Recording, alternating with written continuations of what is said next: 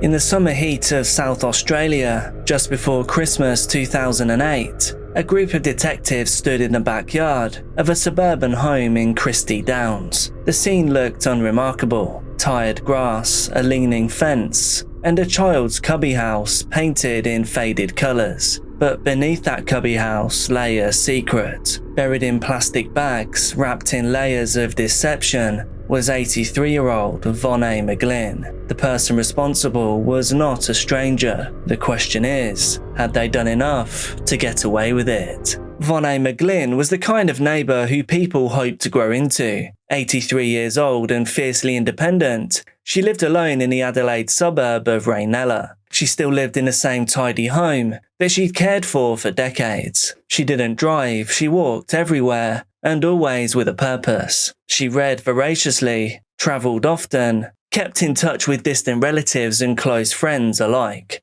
She was highly intelligent, well-educated, and fiercely loyal, her friend Therese Malloy would later say. And she didn't miss appointments. She didn't flake. She didn't vanish. Which is why in early December of 2008, when Vonne didn't show up for a catch-up with Therese, alarm bells started to ring almost immediately. In response, friends knocked on her door, but they received no answer. The lights were off, her bins were full, and they were oddly placed at the back near the shed, instead of by the road. Her windows were closed, there were no travel bags packed, there was no note left on the door, and inside the house, her reading glasses were still on the table. Her fridge was full of fresh food, but Vonne McGlin had simply disappeared, and everyone who knew her knew that something was very wrong. Therese wasn't the only one who thought that Vonne's sudden absence felt off. Neighbours had noticed some strange details. There were tiles missing from her roof, leaving behind a hole large enough for someone to climb through. A friend recalled Vonne saying that a woman had come to her door and she was pushing her to be hired as her live-in carer. She was frightened, the friend said. It wasn't just a suggestion, it was aggressive. The woman knocked on windows. She said that she'd move in, that Vonne would pay her, and she'd take care of everything. However, the 83-year-old said no, and that same woman, witnesses later confirmed, lived just down the street. But at the time, no one thought that the two events were connected. Police opened a missing persons case and began retracing Vonne's steps. However, they found no evidence that she'd gone anywhere. There was no sign of a struggle in the house. There was no strange DNA. There were no calls or bank activity. She was simply gone. And then, quietly, Vonne McGlin's name started disappearing in other ways too. Her mail was redirected, someone accessed her bank account, and inside a home just a few blocks away, items belonging to Vonne McGlin began to show up. But this was long before detectives had any idea how dark this story really was. At first glance, Angelica Guevara didn't raise suspicions. She was a 35-year-old single mother, living quietly in Christie Downs, not far from Raynella. She kept mostly to herself. Her children were often seen playing in the yard. She had a European accent, a serious expression, and didn't mix much with other parents at school drop-off. No one would have guessed that she was under extreme pressure. She had financial troubles, a failed relationship, and a history of fraud charges tucked into the background. And nobody noticed that she had started watching Vonne McGlin. She was following her routines, observing her habits. Vonne didn't know Angelica well, but in the weeks before she vanished, it was Angelica who was suddenly at her door, offering to be the carer, insisting, demanding. This wasn't kindness, it was a reconnaissance mission. Vonne told friends that the woman made her feel uneasy, that she didn't want nor need her help, and that she saw her enter a nearby house just after the visit. That house was Angelica's mother's. At the time, no one could have guessed how closely the two homes, and the two women, were about to become connected. Angelica appeared to just be another local mum, a quiet figure in the neighbourhood, until that is, police started asking questions, and the first odd discovery came from inside her house. Police had very little to go on in Vonne's disappearance. There was no body, no scene of a crime, so they started with the basics. who had recently interacted with Vonne. One name came up again and again, that was Angelica Guevara, so they paid her a visit. She was calm and cooperative. She told them that Vonne had gone on a trip and that she'd left her in charge of the house and her finances. She even had a power of attorney form, allegedly signed by Vonne and witnessed by someone called JP. She said Vonne's bank card, which was in her possession, was actually given to her by the woman to take out money for home repairs. Angelica seemed prepared for every question, but police weren't buying it. They searched her home, and that's when the first wave of red flags hit. Now treating Vonne's death as we think it might be suspicious. Okay. What? We think it might be suspicious, her death, or her loss. We can't find her at all. We're suspecting that she may be dead. Oh. Okay? Okay. So, at this point of time, you are the only person that we have connected to her, okay? Mm-hmm. What's happening is we've got some other police officers coming around here at the moment, okay? You do?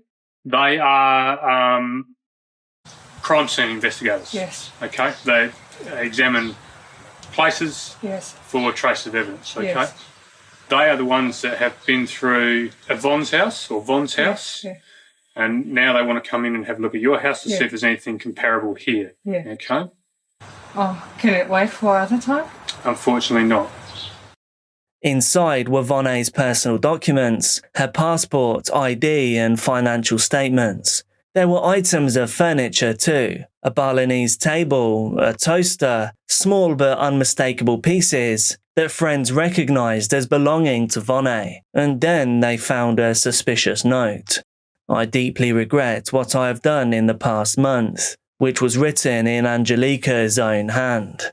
It didn't say exactly what she was referring to, but the timing, it seemed to match perfectly with the day that Vonne McGlin was last seen. By February 2009, police were running out of leads. They had no direct forensic evidence of a murder. There were just missing persons reports, suspicious documents, and a few small pieces of stolen property that could have been gifted to her. Still, detectives felt sure that Vonne McGlin had met with foul play, and they believed that Angelica was hiding something. So they searched the homes once again, but this time they didn't skip the obvious.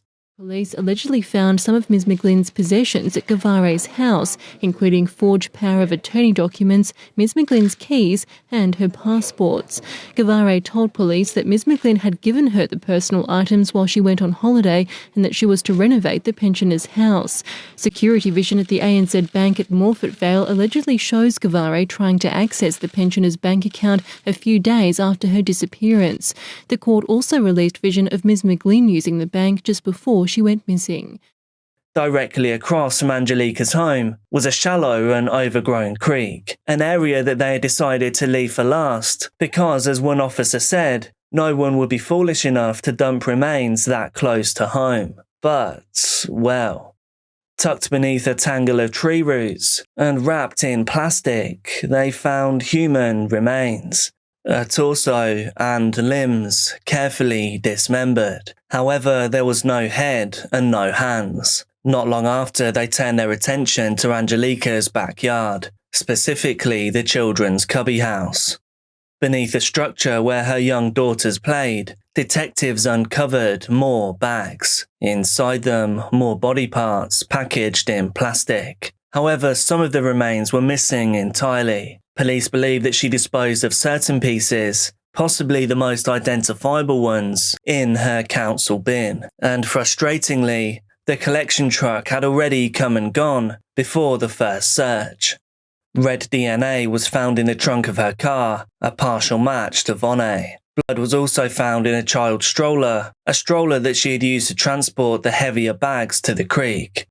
However, Angelica had answers to all of this. She claimed that she was pretty much innocent. Angelica tried to shift the blame, and she did this to two different ex-partners over the course of the investigation. They were Ijaz Ahmed and Jeppe Daniele. 26th of February 2009, currently on Roy and Randall at Morphle Vale. You know who I am? You're under arrest for the murder of Vonne McGlin. Uh-huh. Okay? So you have to come with us. Come around here. Put your handbag in there. Put your hands out at the front. Wash hands on the cuff. You. No pockets or any of that? No. No. Angelica, as a person under arrest, you have some rights. You want to explain those rights to you? This wasn't Gavare's first interaction with detectives. Days earlier, she laughed when she arrived for a police interview, shrugging her shoulders and scoffing at questions. But in the back of this car, there were no smiles. Do you wish to ring anyone in at this point to tell them that you're under arrest? My solicitor. Ahmed took the stand during the trial and firmly denied any involvement. He told the court that he had begged Angelica to simply tell the truth when police began investigating. He said she laughed and told him that she'd hit someone, then added quickly that she was just joking. Ahmed denied ever seeing Vonne McGlin, denied helping to move her body, and denied the chilling claim that he was the one that had taken Vonne's missing head and hands with him when he travelled to Pakistan.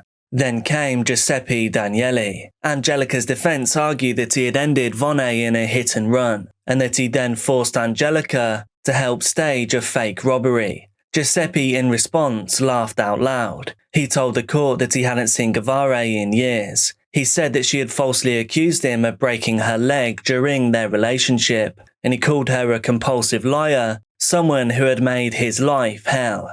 Jeppe Daniele is the latest of Gavare's circle to give evidence in her trial for the murder of 82-year-old Vonne McGlin.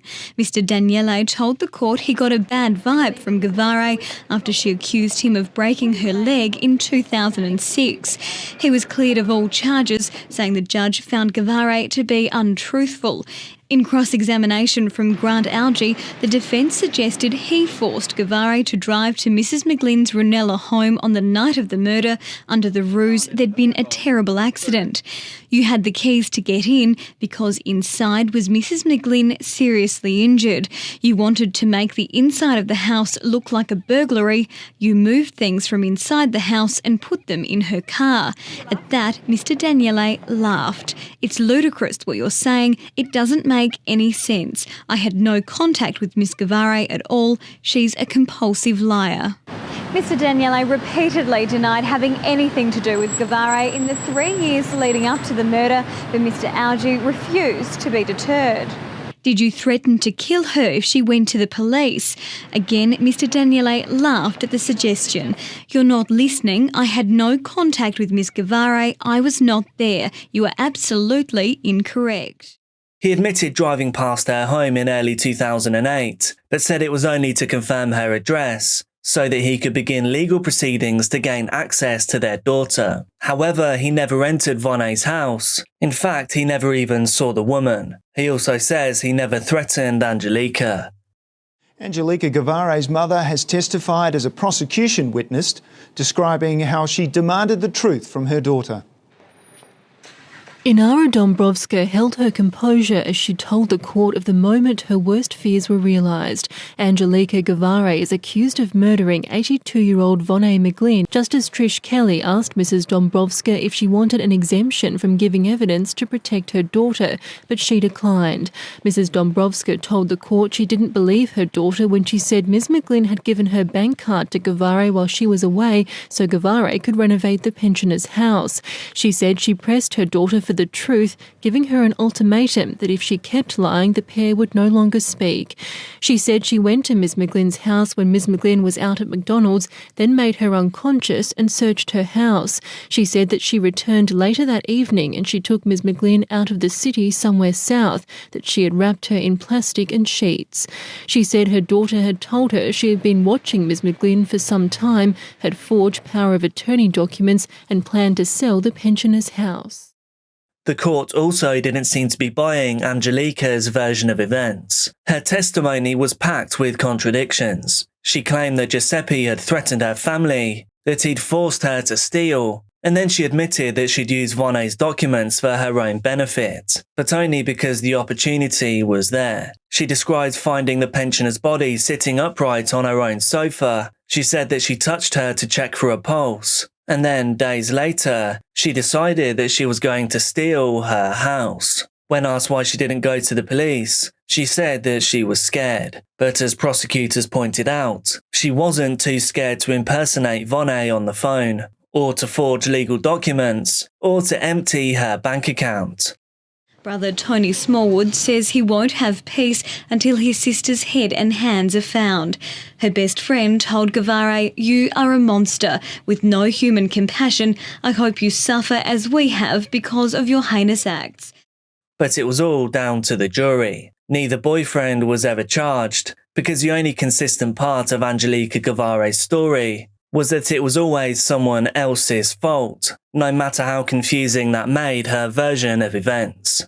Eventually it became impossible for Angelica to maintain her lies. Nobody believed her anymore. In 2011, she was convicted of murder, and she was sentenced to life in prison with a 32-year non-parole period. But don't go anywhere, because this isn't the end of the video. There are more secrets coming up next.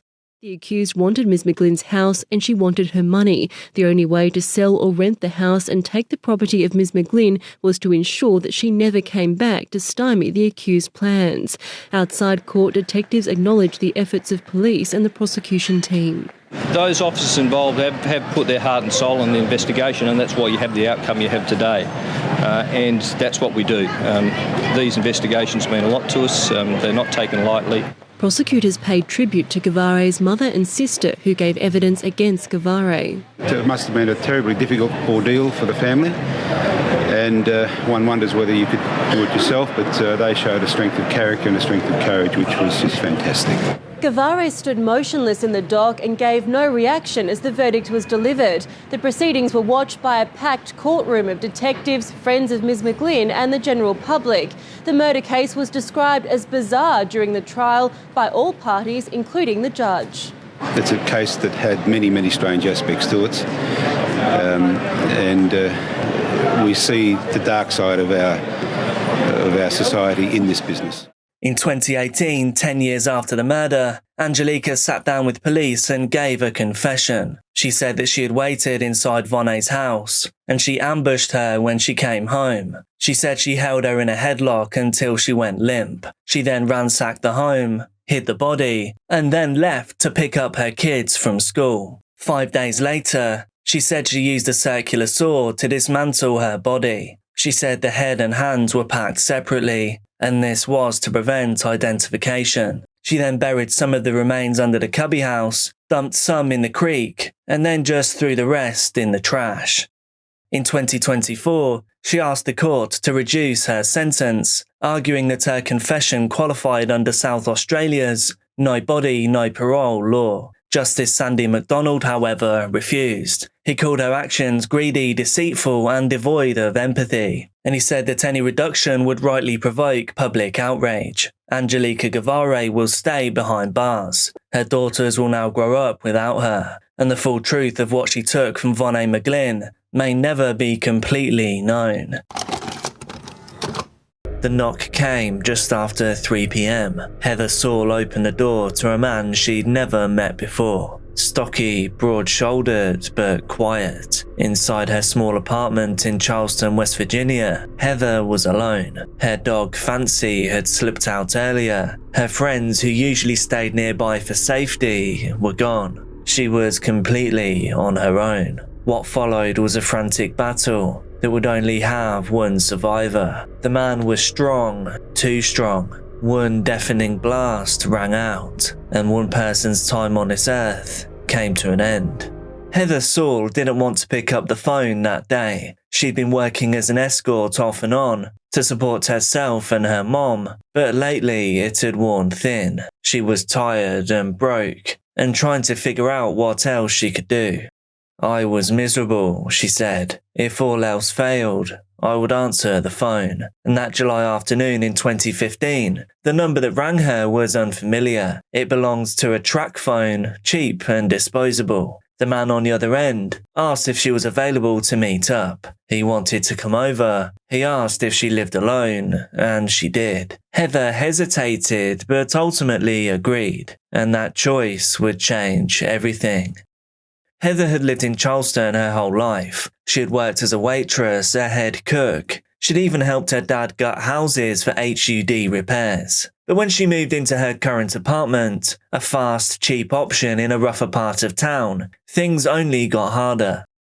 The money that she made from escorting helped her to get by, and usually she had someone nearby for safety. And that day, her friends Harley and Lisa were around. But minutes before the man arrived, Lisa ran to the store, and Fancy, Heather's little dog, slipped her leash, so Harley ran after her. So just like that, Heather was alone. When the gold Subaru Forester pulled up, Heather noticed that it wasn't left idling. The driver had cut the engine completely. He knocked, she opened the door, he stepped in and shut it behind him. And then he pressed the cold muzzle of a firearm into her side. He then uttered the words, "Live or die." Heather barely had time to register what was happening before he pounced. He tackled her backwards into the kitchen, hands instantly closing around her throat. "I've fought men my whole life," she later said, "but I knew I wasn't getting out of this unless I fought like hell." The man said nothing else. He just grunted and dragged her across the floor. Heather begged for air. "Please just let me breathe." He growled in return, "You're going to be quiet." His grip was terrifying. Heather would say, "He was clamped down so hard on my throat. I've been through a lot of physical pain, but that was horrible. You could tell by the way he moved, he'd done it before." He threw her around the room like a rag doll. Heather tried to claw at his eyes. He didn't have any teeth, she just remembered seeing gums. He had her pinned down with his chest. Then he barked, "Get up. Don't say nothing else." He was confident and calm, like this was all part of a routine. Heather had one thing to her advantage. She knew her home better than he did. She had one chance to turn this around, a chance that she was about to take. As he dragged her towards the kitchen, Heather's hand brushed something that she'd left by the door. It was a small metal rake that she normally used to clean up after Fancy in the yard. In a desperate moment, she grabbed it. He reacted instantly. He let go of her neck to wrestle it from her grip, and that was his mistake. Just feet away on the kitchen counter sat the firearm that he had laid down just moments before. Heather lunged for it. She grabbed it. She spun around, and without even looking, she pulled the trigger behind her. The shot tore through the mayhem. Heather didn't think the gun was loaded. "I just shot it behind me," she said. It hit him, and just like that, it was over. The man staggered backwards and then dropped to the floor. Heather could hear the fluids pumping from his veins. Now she could breathe again. She bolted out the door, running barefoot down the street. A neighbour saw her and called 911. When police arrived, they found Heather sobbing outside, bruised, battered and shaking. 911, where's your emergency? Did he actually I'm not sure. Was she able to injure him in any way? Yes, she shot him. She says he's on the kitchen floor, in her kitchen floor. Oh. Inside her apartment, laying face down against the door, was a man with one single wound to the head. His time on this earth was called at 3:59 p.m. The man's name was Neil Falls, and what nobody knew in that moment was that Heather had just unknowingly ended a suspected serial predator. Just a few days before that fateful encounter, Neil Falls had walked into a small shop in Bridgeport, West Virginia. This is almost 2 hours from Charleston. He was looking for directions to Pleasant Creek shooting range, the shopkeeper recalled. He was very strange, and I thought it was odd that he had Oregon tags. At the time, the interaction didn't mean much. But after news broke about the shooting in Charleston, the same shopkeeper posted publicly, "This man was in the Bridgeport, West Virginia area last week. He stopped in our shop looking for directions. He was very strange. I called Charleston PD as soon as I saw the local news alert." The man with Oregon plates had only been in town for a week, but already he had unnerved locals, especially escorts. They deal with a lot of weird people, said Lieutenant Steve Cooper, and they said that this guy really stood out to them. They were frightened off by his behaviour. Those who worked on the street avoided him, so he changed tactics. He bought a track phone and he started searching Backpage at the local library. He copied down the names and numbers of 6 women, 5 in West Virginia, 1 in San Diego, and Heather was the only one who picked up. And now with her attack foiled, detectives wanted to know who was Neil Falls. When police searched his gold Subaru, what they found stopped them cold. Inside the vehicle was what one officer described as a serial killer kit. It wasn't just weapons, it showed terrifying preparation. Detectives retrieved 4 sets of handcuffs from his pockets, a machete, hatchets and multiple sharp implements, a shovel and sledgehammer, bleach, trash bags and cleaning supplies, a bulletproof vest, 5 identical sets of black clothing, a duffel bag and packing tape, and a large Rubbermaid container big enough to hold a human body. Lieutenant Cooper said bluntly, he clearly had plans to store something or carry something away from the apartment. On the back of a computer pass that he had taken from a Kanawha County Public Library, he wrote the first names, ages, and phone numbers of 6 women. According to Assistant Prosecutor Mary Claire Akers, he wasn't there to meet someone, he was there to make someone disappear. In his belongings, there was no cash or credit cards taken from anyone else. There was just tools for abduction, for control, and for disposal. It appears that in this case, Heather stopped that plan from being seen through to the end, and very possibly, she ended a much bigger spree. In the days that followed, Heather didn't sleep. She stayed in the same apartment where all of this had happened, simply because she had nowhere else to go. This was her home. The kitchen was left stained with red. It smelled like a funeral home in here, she said. I had to scrub it myself. They didn't even clean it up. People kept on knocking on her door. The media, strangers, even the police claiming that they wanted to help. However, Heather was left not being able to trust anyone. I don't want to hermit myself in here, but I'm scared. Some days I can't even go out in public. I start panicking real bad. I just stop breathing and my chest hurts. She was trying to move forward, but everywhere that she turned, other people wanted to control her story. What no one seemed to understand at the time was this. Heather didn't want to be famous. She simply just survived. When detectives later asked Heather what Neil Falls had said to her on that day, her answer was instant. He said, I'm going to prison for a long time, and it's your choice whether it's for rape or murder. This didn't sound like a threat, it sounded like a guarantee, and it was then that he lunged. Heather said he was squeezing so tight, I didn't think I was going to live through it. She begged him, pleaded, please, please just let me get a breath. But he didn't. He dragged her across the floor, told her to get up and be quiet. Heather said later he was calm, like he knew exactly what he was doing. He had done this before. And it was simply due to one mistake, setting the weapon down. This was the only reason that Heather lived. I don't want to kill no one, Heather told investigators. I didn't mean to kill him, but I just knew he was going to kill me. But one thing we don't really know yet is, who was Neil Falls? Neil Martin Falls was born on September 24th, 1969 in Eugene, Oregon. He was one of 10 siblings in a violent and impoverished household. A family friend would later recall, his father used to beat his mother in front of the kids. It was bad. As a teenager, Falls developed an obsession with firearms, with survival gear, and with general military paraphernalia. He never drank nor did he use illicit substances. He kept his nose clean on paper. In his 20s, he bounced between states, Greensburg, Kansas, where he lived with his father until his passing, and then back to Oregon, where he became a private security guard. By 2000, he was in Nevada, working security at the Hoover Dam. and it seems his co-workers there were uneasy about him.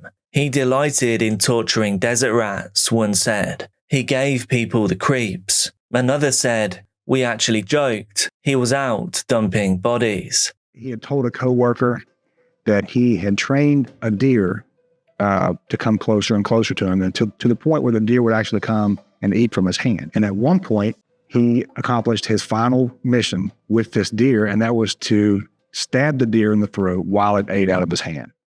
In 2008, a harassment complaint got him fired. From there, he spiraled. He began moving constantly: Oregon, Indiana, Kentucky, Texas, often alone and often jobless. When his mother passed in early 2015, and he found out a woman he'd been seeing was actually married, it seems that he snapped. He kind of disappeared, said his sister Joanna. He stopped talking to the family. But what no one knew at the time was that Neil Falls wasn't just wandering aimlessly, he was planning, and wherever he went, women went missing. Well, Neil Falls, he lived a double life. He worked to protect people as a security guard in Oregon, but police think he was also a serial killer with potential victims across the country. Tonight we hear how the woman he was about to make his next victim turned the tables on him. I opened the door, he put the gun in my chest, and he said, live or die. That's the first thing he said. For the first time, we can show you this police interrogation video as Heather Saul describes how she killed Neil Falls. Sorry that I killed him. I didn't mean to kill him. I didn't want to kill no one. And I seen the gun, I grabbed it out and went like this and popped. Heather had never met Falls before when she met him online and agreed to meet at her apartment in Charleston, West Virginia in mid-July. He said, I'm going to prison for a long time, and it's your choice whether it's for rape or murder. Falls tried choking Heather. She grabbed a rake, and that's when Falls made his fatal mistake. He put the gun down and grabbed the rake, and then I just went like that and just shot. Much of Neil Falls' 45 years of life is a mystery. I found his high school yearbook photo when he spent his freshman year in Klamath Falls, where he struggled in school. His former landlord in Eugene showed his renter's application, where Falls wrote he worked for a security company assigned to the Hilton Hotel. Public records show he lived in Coos Bay, Albany, and Lebanon. State of Oregon on a Subaru. This is body camera video from a policeman in Texas who pulled Falls over just 11 days before he died. You can only see his face briefly. You still at the same address here in Oregon? Nope. I'm actually don't know where I'm headed or where I'm going right now. Where at now? I don't know where my next stop is. Okay, you just living out of your vehicle? Until I get to West Virginia. We've also obtained police photos of the crime scene in West Virginia and the victim. Some are too graphic to show. But we can show you items thrown all around and the shell of the bullet that would ultimately kill Neil Falls. Outside in Falls' car with Oregon license plates, police found it filled with things you'd only see in a horror movie. We've obtained video of what police call a serial killer kit. Mr. Falls had firearm, handcuffs. He had the ability to kill, maim, and disable and keep prisoner, if necessary, any victim that he had ran across. So with the machete, the cutting instruments, large cache of trash bags and bleach, and plus he had a tub that you would fit in. There was a large tub in his vehicle with a lid on it that most women could fit into. Investigators say they believe Heather wasn't the only one Falls tried to kill on his trip from Oregon to West Virginia. He's a suspect in Nevada, where several escorts were dismembered. Falls is possibly linked to other murders, including 2 in Texas. Investigators believe Falls' work may go back years and be connected to dozens of other women's murders in as many as 9 states.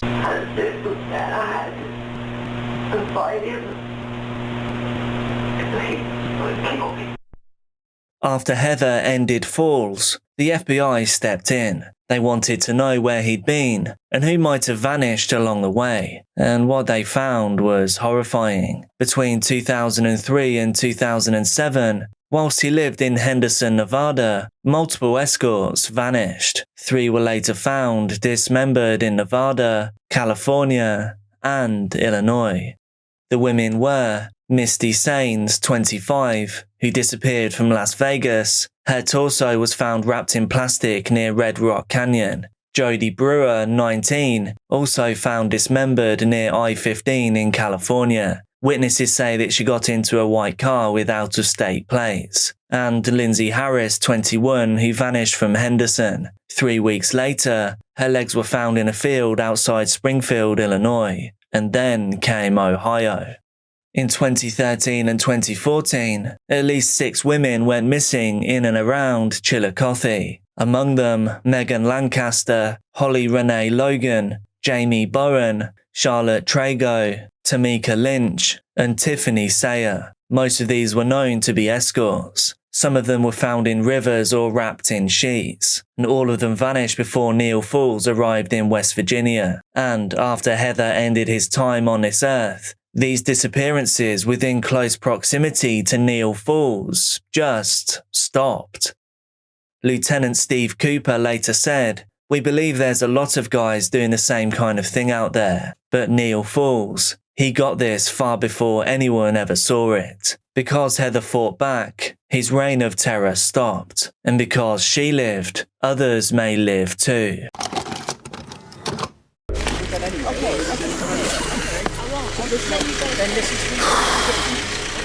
What the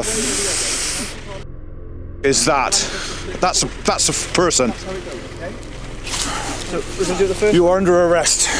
It's just after 11 p.m. on a quiet stretch of road near the Forest of Dean. 2 officers approached a woman standing near a quarry. She's irritated, defensive, and beside her sit 2 large suitcases. They ask her what's inside. She dodges and hesitates, before finally they're unzipped. The stench hits first. The officer recoils. Then he sees her. It was Phoenix Nets, a woman missing that no one even knew was gone. Phoenix Nets was starting over. At 28, she'd seen her fair share of rough chapters, but things were finally shifting. She had been studying at Canterbury Christ Church University, and she had plans to move back in with her parents in London. She was looking forward to a fresh start. Her future was looking bright, shining and promising, the sentencing judge would later say. But in early 2020, the pandemic put everything on pause. Phoenix instead ended up at a supported housing refuge in Birmingham. This was just a temporary solution, so she decided to make the best of it. Those who knew her described her as gentle, private, and kind. Her family say she was greatly loved and entirely blameless. However, soon her messages to friends and family took on a darker tone. "There's a girl here who keeps asking me to be sexual," she wrote. Phoenix nor her loved ones knew that someone was now watching her every move, and that someone would refuse to let her go. The property on Salisbury Road in Birmingham wasn't just any shared accommodation. It was a 7-bedroom HMO, or a house of multiple occupation, and it was designed especially to support vulnerable women. Inside it lived 4 others at the time, all women, all with their own reasons for being there. Phoenix had her own room, a place that was a small sanctuary in a chaotic world. Among her housemates was another 28-year-old, Garika Gordon. Originally from Jamaica, Garika had moved to England at age just 7. She presented as quiet and a little withdrawn, but behind closed doors her behaviour was escalating. According to court records, Garika now fixated on Phoenix.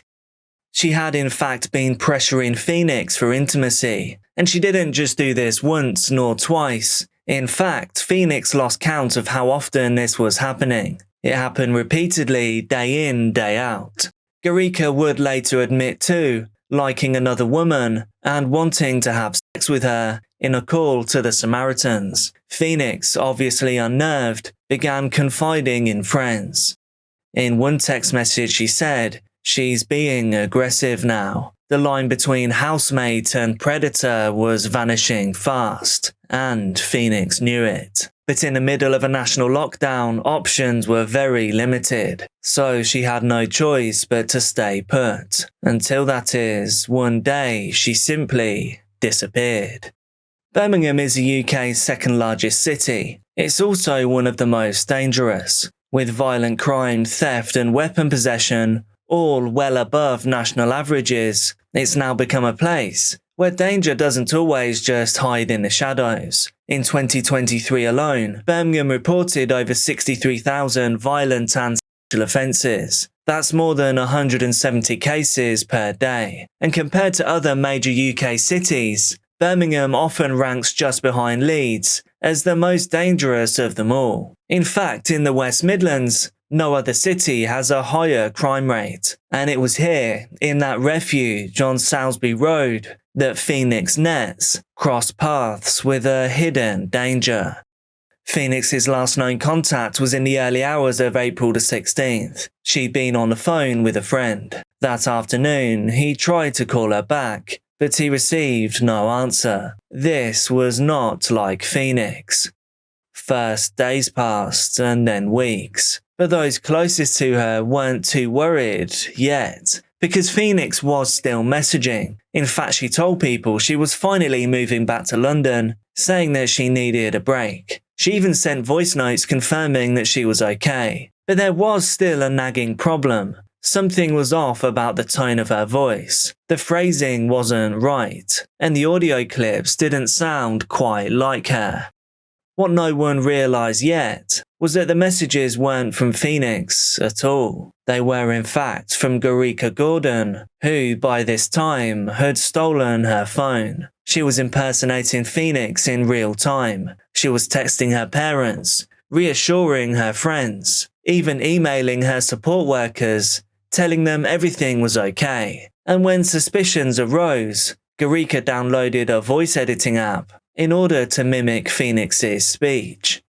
The timeline of something horrifying was unravelling, and what investigators would later discover painted an awful picture. In the days and weeks leading up to mid-April, Phoenix had grown increasingly afraid of Gregory Gordon. Gordon was no longer just making awkward advances. She was now outright aggressive. She pushed Phoenix around the room when she refused her. She continued to pressure her for intimacy, and she became generally more volatile and erratic. Phoenix was just trying to find a way out. "It's scaring me. I think I'm going to move back to London." That was a text message she sent on April the 7th. However, Gregory, now completely obsessed, had no intention of letting her go.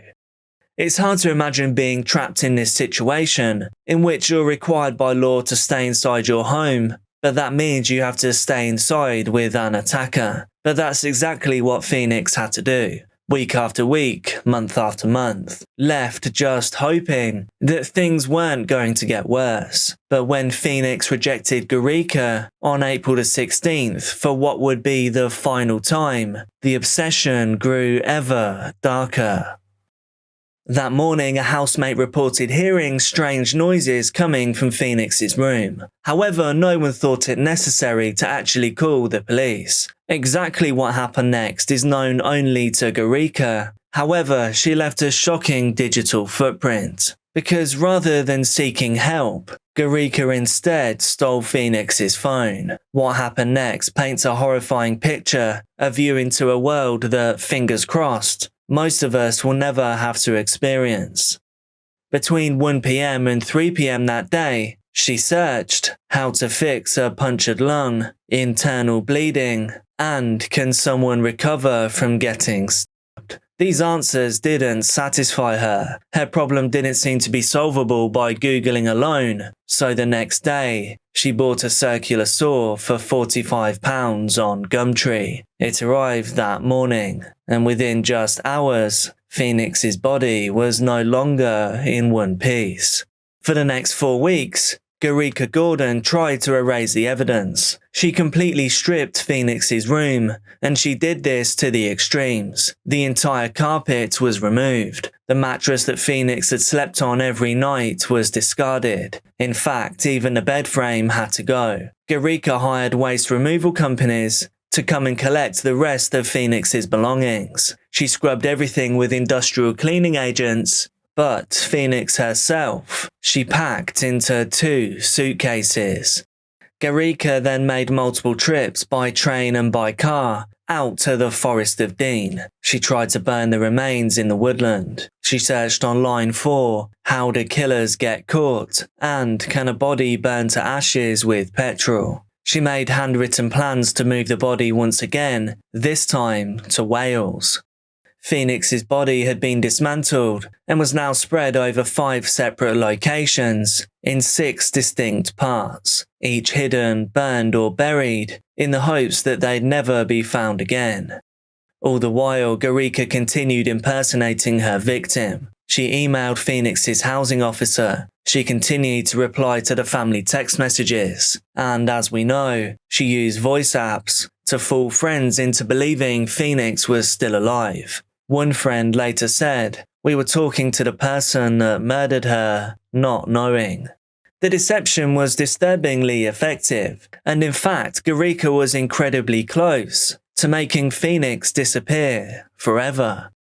On the night of May the 12th, nearly 4 weeks after Phoenix had vanished, police in Gloucestershire received a report. A vehicle was driving erratically through the Forest of Dean, and it was well past curfew during a national lockdown. Officers pulled over the driver. He was a man from Wolverhampton, and they issued him with a fixed penalty for breaking lockdown rules. He claimed to be waiting for a friend, and that friend was Gericka Gordon.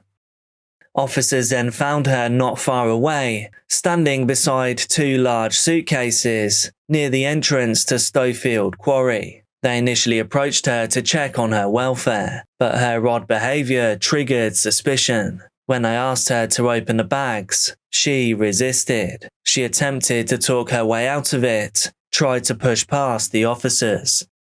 Finally, they unzipped one of the suitcases. The sight and smell confirmed their very worst fears. Inside were the dismembered, partially burned remains of a woman. DNA would later confirm that it was indeed Phoenix Nez. Gericka Gordon was arrested at the scene. This is all of the available body cam footage. You and your property. You're trying to stop us, which is now really concerning. No, wait, just listen. You're going to get arrested for obstructing police. All right, I don't want to stop you guys. You are stopping it. You are stopping us. Okay, could I just explain, because as I said before, like Step away, please. I've had issues with that before. Step away, please. Just stand there. Okay.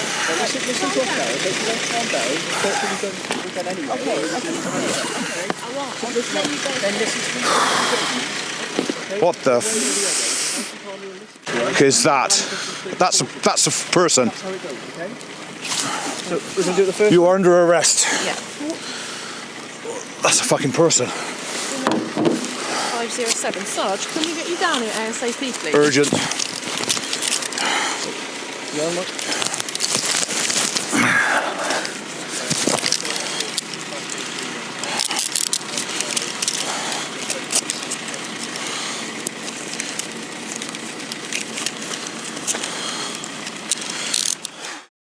In her first moments in custody, she uttered a phrase that officers would never forget. "Sorry guys, I didn't want you to see that." As forensic teams swept the area, Gericka offered no answers. She gave a no-comment interview, but evidence was everywhere. CCTV showed her dragging the suitcases out of the shared house weeks earlier. Receipts confirmed her purchase of cleaning products and the saw. Phone records detailed her searches. The room, while scrubbed clean, still held that circular saw that had been used to dismantle Phoenix.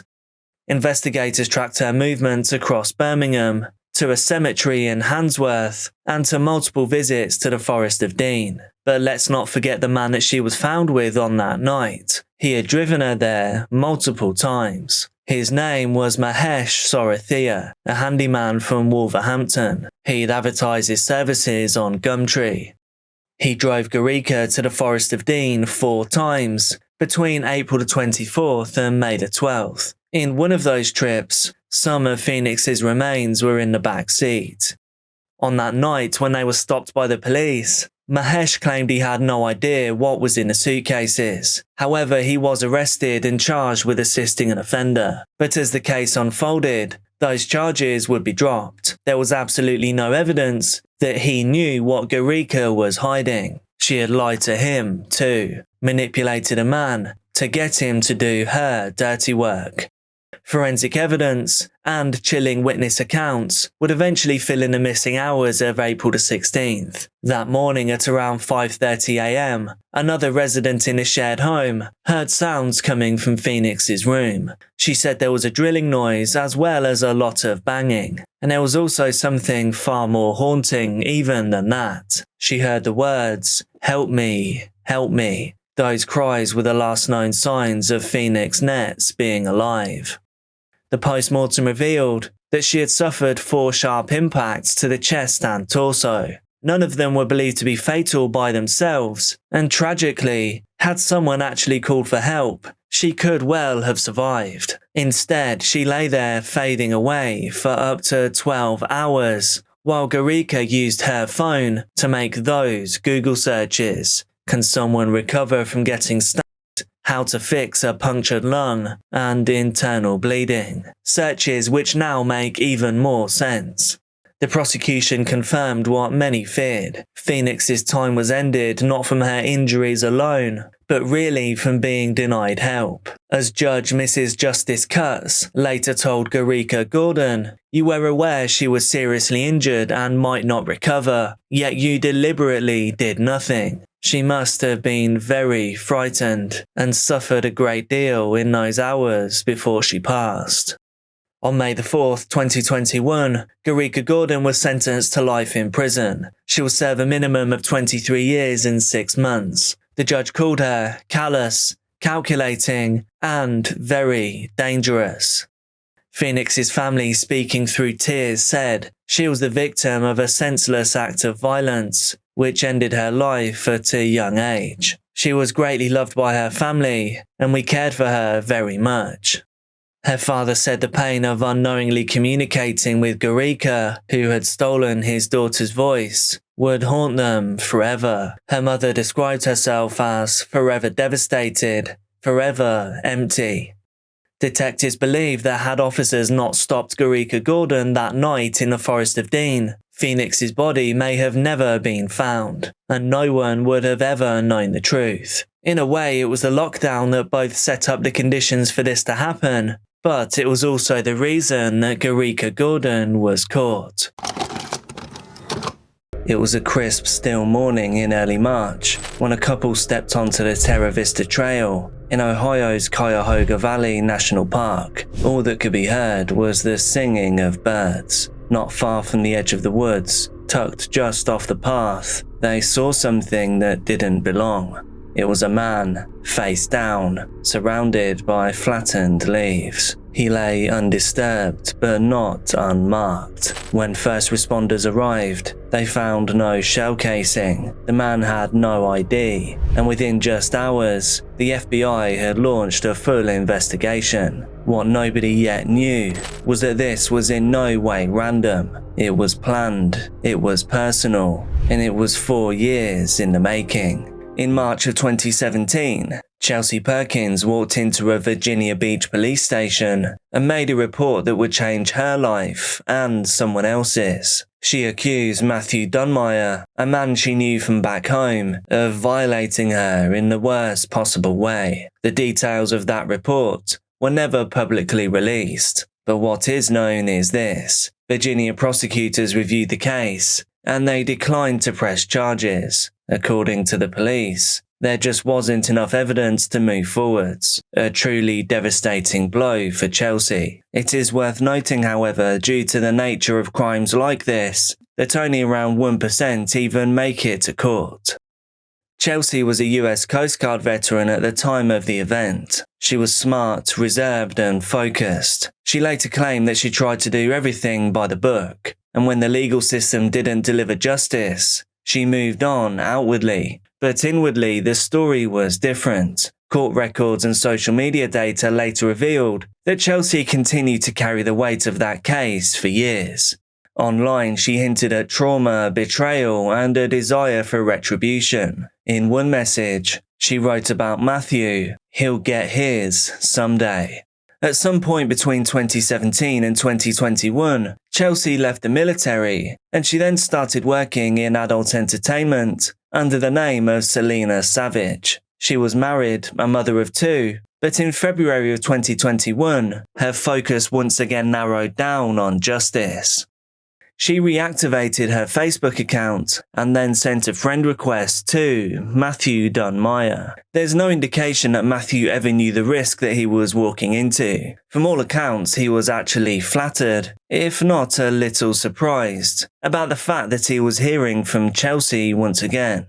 It seems that Chelsea and Matthew knew each other from way back, and I believe that they went to school together. And online they chatted briefly, and then they made plans to meet. Matthew was living in Cleveland, Ohio at the time. He had moved there from Virginia to start afresh. He was now working at a screen printing shop and pursuing a career in music.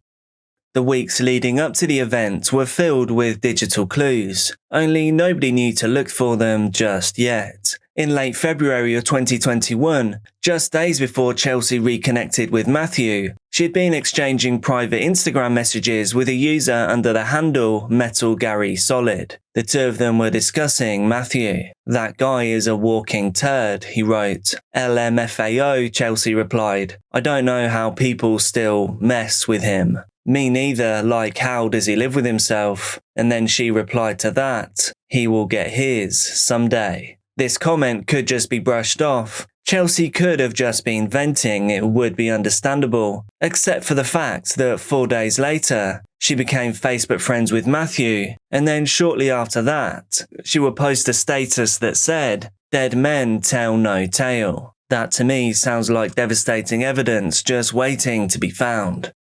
On March the 5th, 2021, he went out with co-workers to a local bar, a place called the Tiki Underground. He told them he was meeting a woman who had come into town just to see him. And indeed, surveillance footage did show him getting into a white smart car with Virginia plates. Records show that Chelsea arrived in Cleveland the evening of March the 5th, and she picked up Matthew from the Tiki Underground bar at around 6 p.m. That white smart car was then seen moving through the suburbs. It was also notable that that car did in fact have a Coast Guard sticker in the window. Chelsea and Matthew made a few quick stops, a gas station, a corner store, and then they headed to an Airbnb that Chelsea had rented in University Circle. This is a quiet neighbourhood near the city's botanical gardens. The booking was made under Chelsea's name, and it was paid for using her credit card. To people outside of the situation, nothing looked suspicious. It just appeared to be a couple reconnecting after years apart. Inside though, things weren't entirely smooth. At 10:19 p.m, Chelsea messaged a tattoo artist in Detroit, saying that she'd be there the next day after making a stop first. Sometime that night, or early the next morning, Matthew sent a text message to his girlfriend. Yes, his girlfriend. He wanted to explain that nothing physical had happened between him and Chelsea. He also seemed to sense that Chelsea wasn't too pleased with him. Also to his girlfriend he wrote, "Well, I pissed this chick off anyway, so I hope you're happy." At 9:45 a.m. on March the 6th, GPS data from Matthew's phone placed him at the Terra Vista Natural Study Area. It was a quiet Saturday. The park is known for its butterfly sanctuary, its off-trail paths, and the fact that it's remote. Matthew then sent one final text message to his girlfriend at 10:29 a.m. It read, "Okay, I'll see you in a little while." But in fact, that was the final time that anyone heard from him. By 11:30 a.m, hikers would report hearing a single shot echo through the trees. By noon that same day, Chelsea was already back in her car. She was now on her way to Detroit, on her way to get that new tattoo. 3 days later, on the morning of March the 9th, a pair of hikers veered off the trail near the Terra Vista site. They spotted something strange at the base of a shallow slope. It was a body, face down, clearly motionless. Police arrived at the scene by late morning. The body was cold, but not yet decomposed. There were no drag marks, There was no attempt to bury or hide him, and he had one single wound to the back of his head. Within hours, dental records and a missing persons report confirmed his identity was 31-year-old Matthew Dunmeyer. Detectives contacted his employer, friends and girlfriend. That's when the text messages started to matter. His girlfriend handed over the final message, "Okay, I'll see you in a little while," which helped investigators to put a time on the event. Matthew's co-workers remembered the woman from Virginia, the woman that he'd been so excited to see. They also remembered the smart car, the Airbnb, and then the Facebook messages were revealed. It all started to take shape, but the evidence was still all circumstantial. However, that would change fast, because just 2 days later on March the 11th, a traffic cam database flagged a license plate travelling from Virginia into Ohio on March the 5th. The car was registered to a Coast Guardsman named John Perkins. John was Chelsea's husband. From that point forward, Chelsea became the centre of the investigation. The FBI got involved, a federal search warrant was issued, and when they knocked on Chelsea Perkins' door later that month, they found far more than even they expected. When agents entered Chelsea's home in Arlington, Virginia, they knew they were looking for a firearm, but instead they found 3. All were 9mm pistols, just like the weapon used in Matthew's end. One of these weapons was recovered from a purse containing Chelsea's ID. That purse also had a receipt from her March road trip to Ohio. In addition to the firearms, agents also seized electronics, clothing, and devices potentially tied to the case. A digital forensic team began combing through her phone, and that's when they found the deleted Facebook messages between Chelsea and Matthew. By this point, Chelsea had unfriended Matthew on Facebook. In fact, Chelsea's entire Facebook account had been deactivated just hours after Matthew met his end. Investigators then uncovered GPS data, as well as toll records from her journey to Cleveland. License plate readers had captured her vehicle at multiple points. Security cameras near the Airbnb caught Chelsea arriving and leaving, but the most conclusive evidence came from Matthew's body. Under his fingernails was traced DNA from Chelsea, and on hair taken from an intimate area, more DNA was found matching Chelsea's. Investigators found even more damning digital evidence after the crime. The FBI recovered a draft final note. She had written it as if it was from Matthew's point of view. "If you're reading this, it is too late," the note read. "I'm sorry I beat you, and I raped a couple of chicks years ago. I am a shitty person and paid for my sins with blood." However, she deleted this note after Matthew met his end. But in the digital world, nothing is ever really gone. The implications of all of this evidence were clear. Chelsea had not just planned to end Matthew, she had planned to stage it as self-inflicted, to script his final words, and to control the narrative completely. Despite the mounting, devastating evidence, Chelsea wasn't arrested immediately. For nearly 9 months, she remained under surveillance. In December of 2021, the FBI finally made their move. She was taken into custody and was then charged with first-degree murder, as well as firearms violations on federal land. If convicted, she faced life in prison plus 10 years. A Pensacola woman is accused of shooting a man in the back of his head at a national park in Ohio. Federal investigators say the two stayed together at an Airbnb the night before, and the woman allegedly killed him while she was on the way to Michigan to get a tattoo. WKRG News 5's Cody Long is live tonight in Pensacola, where authorities arrested her yesterday. Cody? Yeah, it's been about 9 months since the man's body was found near Cleveland, Ohio, and today we learned the woman accused of killing him lives right here in Pensacola. 31-year-old Chelsea Perkins is charged with murder. She was arrested Thursday at her home on Breckenridge Drive. She's accused of shooting and killing Matthew Dunmeyer on March 6th. Hikers found Matthew's body a few days later near Terra Vista Cemetery, a burial ground at the Cuyahoga Valley National Park in Ohio. 4 days before his body was found, the FBI says he was out with co-workers at a bar in Hudson, Ohio. He told his supervisor he was going to meet a girl who was staying in the area for the weekend. A few minutes later, she picked him up from the bar. His co-workers reported seeing her pick him up in a white smart car. That car belonged to Chelsea's husband in Arlington, Virginia. She and Matthew left and went to her Airbnb.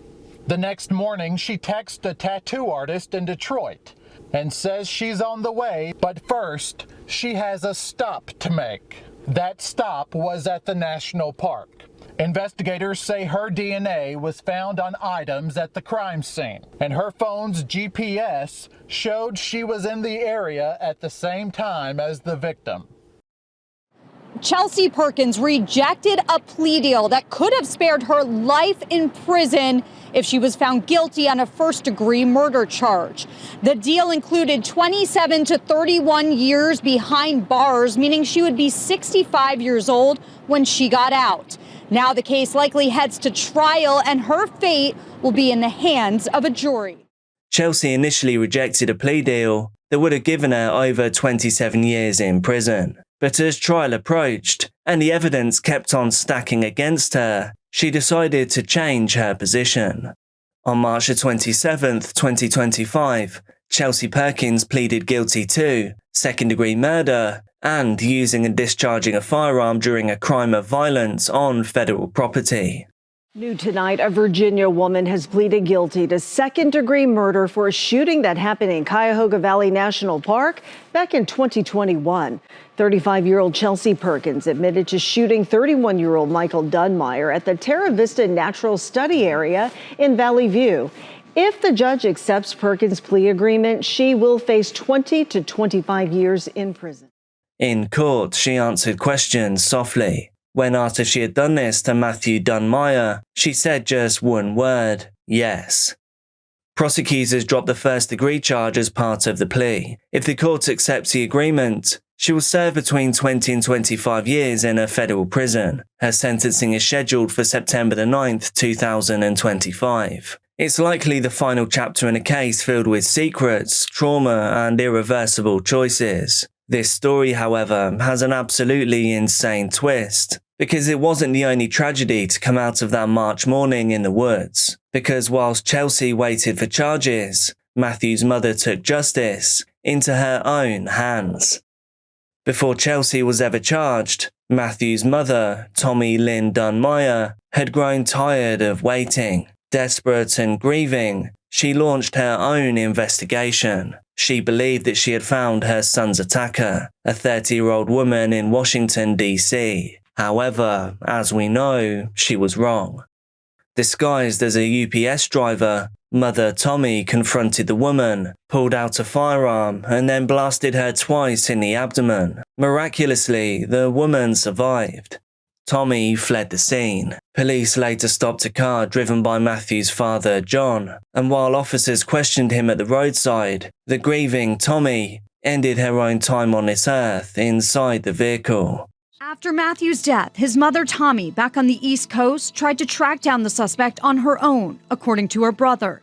But investigators say she shot the wrong woman at a home in Washington, D.C., where she knocked on the front door disguised as a UPS driver.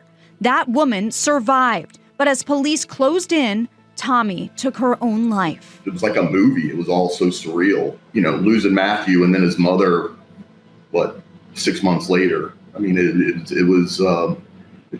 been rough. It's been a rough couple of years.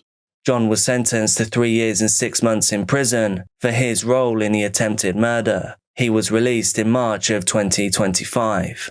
John now writes occasional tributes. On Matthew's online obituary, one reads, "Matt, I miss you, son. I think about you every day. I love you, son. I'll see you in Valhalla, Dad." So what actually happened during Chelsea's moment of retribution? Here's the series of events.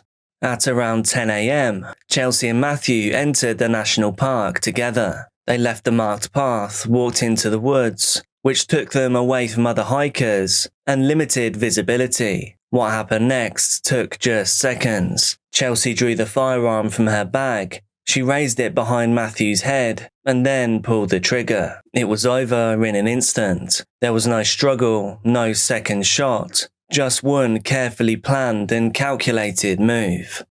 And so Chelsea left him there, face down in the leaves. She had the foresight to pick up the shell casing. However, she did make one glaring error at the scene. A water bottle left beside his body carried the DNA of both of them. It's believed the actual attack took place between 11:30 and 11:40 a.m. Just minutes later, a couple crossed paths with a woman in the woods. The woman was dressed entirely in black, a hoodie, knee-high boots, black pants. She didn't seem frightened or rushed. They said she just seemed blank. When they asked if she was okay, she told them that she was lost, that she was looking for a cemetery. Then she turned and walked away. What no one realized in that moment was that woman was Chelsea, and just moments before, she'd committed murder. Chelsea will likely be in her mid-50s when she's released, assuming that is that she serves her full time. She will leave behind 2 children, who were 7 and 9 at the time that the crime occurred. As for Matthew, he never got a chance to turn 32. His promising life in Cleveland, his music, his relationships were all cut short by a single decision. But what drove that decision to be made? 2 families destroyed, 2 lives gone, and although Chelsea said, "Dead men tell no tale," they honestly kind of do. I'd really like to hear your thoughts about this complex case.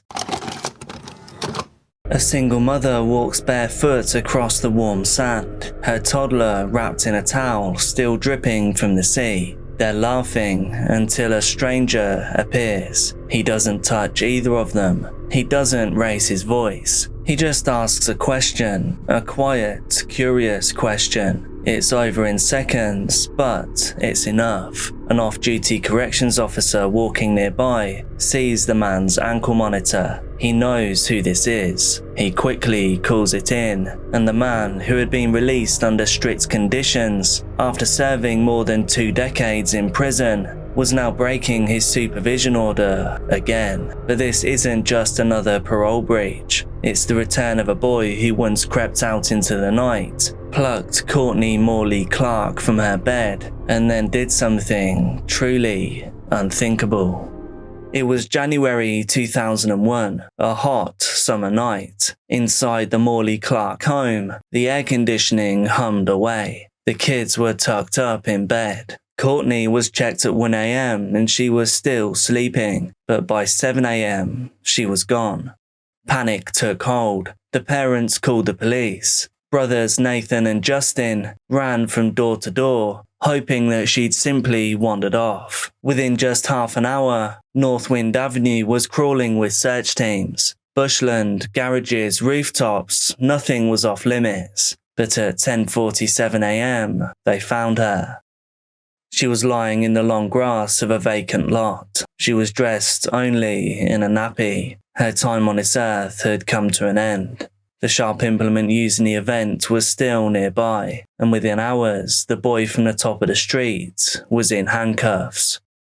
Port Clare wasn't the kind of place where doors stayed locked. A sleepy suburb nestled on the New South Wales Central Coast, it was quiet, leafy and middle class. The kind of place where kids roamed in packs, and where neighbours could still go and borrow a bowl of sugar. Northwind Avenue was especially tight-knit. Families there threw Christmas parties in the cul-de-sac, and every year the same couple hosted. They lived at the top of the hill. They were well-liked, polite and professional. And living with them was their adopted son, a boy known only to us as SLD. SLD had arrived on the street at around age 4. His past was murky. Some said that he had come from a troubled background, possibly from addict parents, or maybe even worse. But what was clear, even then, was that something about him felt off. He tried to make friends with the other kids, but they avoided him. Some said that he was eerie or creepy. Others just said that he was lonely. He'd follow younger children. He'd play by himself for hours, and sometimes he'd stare for just a little too long. SLD went to a special school. He didn't cause real trouble there, but he did make people feel uneasy. But still, no one really imagined exactly what he was capable of. Certainly not the Morley Clark family, his adoptive parents' friends. The Morley Clarks lived just 300 metres down the road. Their daughter Courtney was a bubbly and mischievous 3-year-old. She played barefoot in the driveway. She made everyone laugh. And she definitely adored her 2 older brothers, Nathan and Justin. And on the night that it happened, the parents nor the boys heard a thing. SLD had vanished from his home on the night that Courtney vanished. He told police that he'd simply been out walking. Then he quickly changed his story. Eventually, he took them to the scene. "I stabbed her in the heart," he said. Then he showed them where he left the body. Courtney had been pulled from her bed, carried across the street, and then the sharp kitchen implement was used. A pool of red DNA was found on a concrete driveway, and beside it, a sharp kitchen implement, normally used for meat. When they asked the boy why, he gave them a chilling answer. SLD's motive for doing this to Courtney Morley Clark wasn't rooted in any personal grievance against her. It was an act of revenge, disturbingly misdirected. SLD admitted that his original intention was simply to get back at Courtney's older brother, a boy whom he claimed had bullied and teased him. But when he turned up at the house that night, he says he changed his mind, that she was just the means to an end. It seems like he realised that doing this would be a far more impactful revenge than simply going after the boy. In a moment when police brought SLD back to the crime scene, he was calm. He was dressed in a green t-shirt and floral surf shorts. He retraced his steps through the vacant lot. He didn't cry, nor did he flinch. He pointed out the red, the sharp object, the position of the body. And then he just talked. He told them how he'd crept out of his adopted home sometime after 1 a.m, slipping silently down the dark street. He says he cut through the Morley Clark screen door, and then he walked into Courtney's room. He says that she didn't wake. He picked her up, he carried her across the road, and then brought her to the overgrown grass lot. Then he did what he did. He lunged at her just one time with precision, in a move that would pierce her heart. At first, investigators couldn't believe what they were hearing. Was this actually true? Or was it a strange, sick fantasy? Or perhaps he was taking the fall for someone else? Police looked deeper into SLD, and a bigger picture started to pull into focus. He was 13, so surely there couldn't be too much history there. But, well, he'd previously been caught trying to coerce another girl into exposing herself to him just 1 week earlier at a holiday resort. She survived, although I'm sure that event did have lasting effects. However, Courtney would be even less fortunate than her. And even with everything he'd done, SLD remained disturbingly detached. One officer recalled that when he asked him how he felt, SLD said only, "I thought it would get easier after the first one." There was no remorse. There was no trying to run or hide. It seems he just wanted to start his journey into becoming a monster. SLD was charged with kidnapping and murder. Given his age, he was just barely over the threshold of criminal responsibility. In court, his lawyers pushed for psychiatric assessments. But the facts were clear. This wasn't a confused accident. It was planned. It seems he actually wanted to do it. The judge called it an exceedingly disturbing killing. It was cruel and inexplicable. In August 2002, he was sentenced to 20 years in custody. He was 14 when he entered prison. He would remain behind bars for nearly all of his youth, along with a portion of his adulthood. Prison really did not rehabilitate SLD. In fact, it seemed to sharpen him and make him worse. Over the years, he became known to guards as manipulative, volatile, and calculating. He made weapons from razors, pens, and metal scraps, anything that he could find. At 16, he attacked a nurse, putting her in a headlock. At 17, he attacked a juvenile justice worker with a pen. By 24, he was lunging at correctional officers through cell doors. One of them needed 22 stitches. He claimed that an alter ego named Thorne wrote threatening letters to his psychologist. He attempted to throttle staff, intimidate female employees, and he refused illicit substance tests. SLD started fights in the yard, including one notorious brawl with members of the infamous K Brothers gang. The gang pulled weapons, and SLD screamed for help. A group of fellow inmates came to his defense, including convicted murderers and armed robbers. You see, back then, prisoners gave him a pass, because of the fact that he had been a minor when he committed his crime. But as the years dragged on, and as new allegations emerged, his protective bubble would shatter.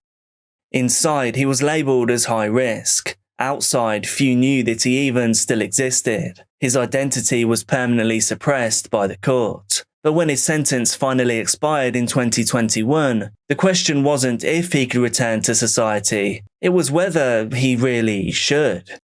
In 2023, SLD was released into the community under one of the strictest supervision orders in Australian legal history. He was now 36. He'd never held a job. He'd never rented or owned a home. He'd never had a relationship. He told his doctors that he wanted a girlfriend and an Xbox.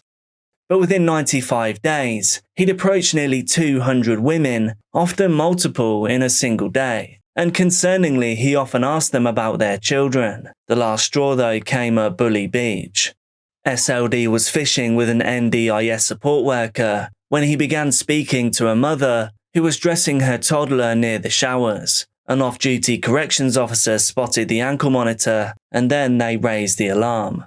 SLD was arrested, found guilty of breaching his supervision order, and was then sent back to jail for 13 months. The public still didn't know his name, but they knew what he had done. When his 13-month sentence for the breach ended in 2024, the state of New South Wales made a last-ditch effort to keep him locked up. They applied for a continued detention order, an extraordinary measure used only in the most extreme of cases. The argument there was simple. SLD posed a serious ongoing risk to the public. Psychiatrists described him as deeply institutionalized, as emotionally stunted, and as obsessed with revenge. He told staff that he was angry at the officer who had reported him. He even admitted to planning revenge every day. One search of his cell uncovered notes with that officer's full name. He had a long history of threats, of outbursts, and a general disregard for authority or rules. Multiple experts now agreed. His risk of violent reoffending was high, but under the law, that still wasn't enough. A judge ruled that while SLD did present a danger, the threshold for indefinite detention hadn't been met. The court couldn't be satisfied to a high degree of probability that he would reoffend. So the order was denied. SLD would walk free again. This time it would be under a 5-year extended supervision order. There would be strict rules, GPS monitoring, curfews, no encrypted apps, but he would still be out. It was a case which sent shockwaves everywhere, really. Now, the man has been in jail for 24 years, SLD. What do we do with him now? He got to the point where his sentence had expired. The aim of the game was the state government wanted to ensure that he'd be locked up for another year. Today, the Supreme Court came out and said, look, they were going to release him on an extended supervision order. And, of course, under that situation, he'll be monitored pretty closely. But doctors, clinical psychologists, even the judge conceded there was a risk that he would reoffend. And that, of course, causes great concern. And for the homicide squad people, the homicide squad support teams who've been watching this case and helping the families of this case, this is what they had to say today. He is at an exceptionally high risk of reoffending. So clearly he is a time bomb. The big question is, what happens when they take off some of the supervision and they revert to using people from the National Disability Insurance Scheme to supervise him? That's when the bomb goes off. Looking at the judgment today, it seems that the judge has ruled that, look, if he stays locked up, he's going to be even more dangerous. So we need to get him out into the system and try and, work his way back into a normal life. At 37, he's still got many years ahead of him. So we'll just have to wait and see. There's a risk, but in the meantime, he will be wearing an anklet bracelet and he'll be monitored, as I said. But, Still a big concern for a lot of people in the community. A major concern. This decision sparked a quiet outrage. Families in the area felt powerless. Many of them still remembered Courtney, but others had never heard her name. However, now they were being warned that a man with a violent past, a history of breaches, and a fixation on women and children was now living among them. His movements would be controlled, they were told, his freedom conditional, but many still ask the same chilling question. What happens if those conditions slip? What happens when surveillance gets stretched too thin? What happens when the system lets go or fails again? On a quiet Saturday morning in March, SLD stepped out of prison once more. This time, he gave a slight smile to waiting cameras. Then he climbed into a car and disappeared. His exact location is secret. His identity is still protected. But we do know the basics. He's now 38 years old. He lives in a halfway house under constant surveillance. His access to the internet is restricted. His movement is tracked. He's not allowed near children. And he's been constantly watched by trained staff. For now, at least. However, that level of oversight is temporary. Within months or years, this level of supervision could lessen, and if history is any guide, we know that mistakes can happen. SLD has spent nearly 2/3 of his life behind bars, and this time, if he breaks the rules again, could he somehow find a way to do something even worse? The last photo that Phoenix Spencer Horn ever posted online shows her smiling. She's nestled into the arms of the man that she believed was her soulmate. He's holding her by the neck. It looks playful, maybe even loving. She's about to kiss him, but his eyes are locked on the camera and not her. Phoenix was 21 years old. She worked 2 jobs. She made the perfect latte every time, and she had a laugh that you could hear from across the street. Her friends called her Fee, her mum called her my darling angel, and Ewan called her his forever. This case reveals the depths of human behaviour, and how just when you think things can't get any worse, someone somewhere finds a way to keep you shocked. Phoenix Spencer Horn grew up in Strathaven, which I've seen is actually pronounced Straven. It's a tight-knit Scottish market town, just south of Glasgow. I actually had a little walk around on Google Maps and it does look nice.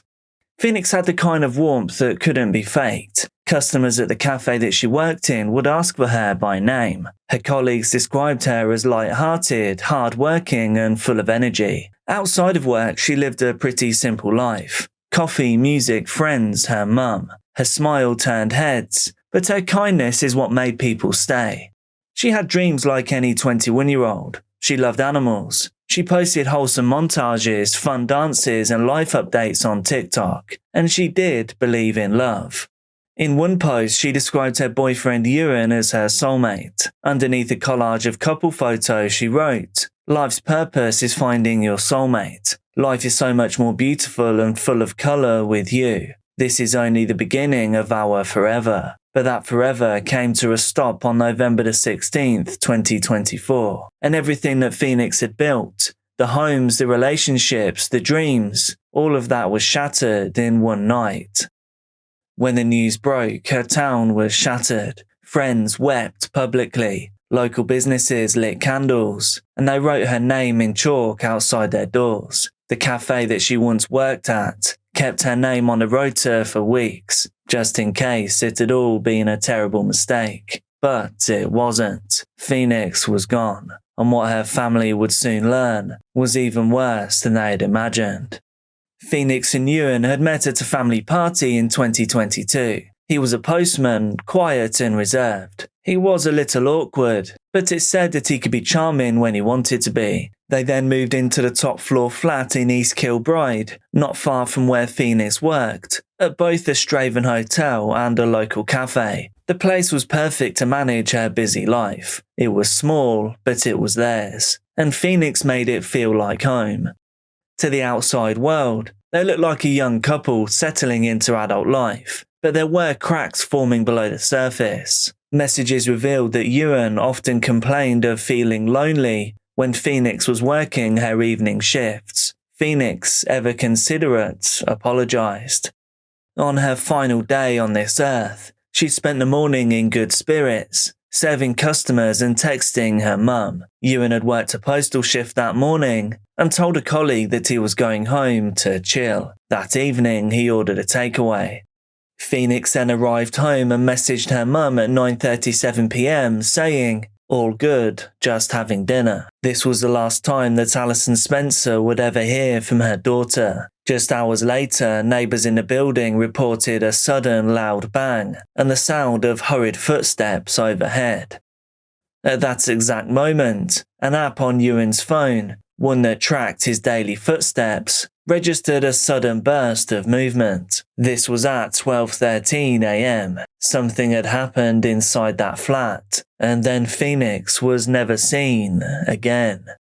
By Monday, November the 18th, Phoenix had missed 2 shifts. Her mum, Alison, was now frantic. She called, she messaged, she even asked Ewan directly where her daughter was. He said that Phoenix was sleeping, said that she'd text her later, but Alison just wasn't buying it anymore. She made the decision to call the police. Officers arrived at the Glenlee flat just after noon. They knocked and Ewan answered the door. He was said to be calm and polite. Ewan then let the police officers in, but what they found inside changed everything. Just for a moment, can you imagine knowing that you've done something very, very bad, and you know as the police walk into your home, you are about to get found out? I wonder if somehow there was some magical thinking, like thinking that something would happen and you'd somehow get away with it. I know it's a tiny part of the case, but when we consider that it's human beings doing these terrible things, we also have to accept that they'll have these strange human moments, and I just find that really unimaginable to think what that moment must actually be like. And when police indeed entered, they saw Phoenix was lying in the hallway. She was completely unclothed. Her body had been desecrated, her head removed. There were obvious signs of attempted dismemberment. Red-stained sharp implements were scattered, one in the hallway, another in the bathroom, and a third in the bedroom. Phoenix had been arranged in a horrifying pose. Her head had been placed upright, tucked beneath her left arm. It was clear that this hadn't been done in a moment of panic. This was a sick display of a deeply troubled and arguably evil man. And when officers asked him if Phoenix could still be alive, Ewan replied flatly, "I know she is dead, mate. She is dead." Then he added something else chilling. "I couldn't stay here with her like that. I tried to dismember her. I moved her from the bath and put her there." Ewan Methven was arrested on the spot, obviously. He was still calm, still detached, and according to officers, he was just focused on how this would all affect him. In the back of the police car, he mumbled, "I guess this is what my next 25 years look like." He was taken into custody.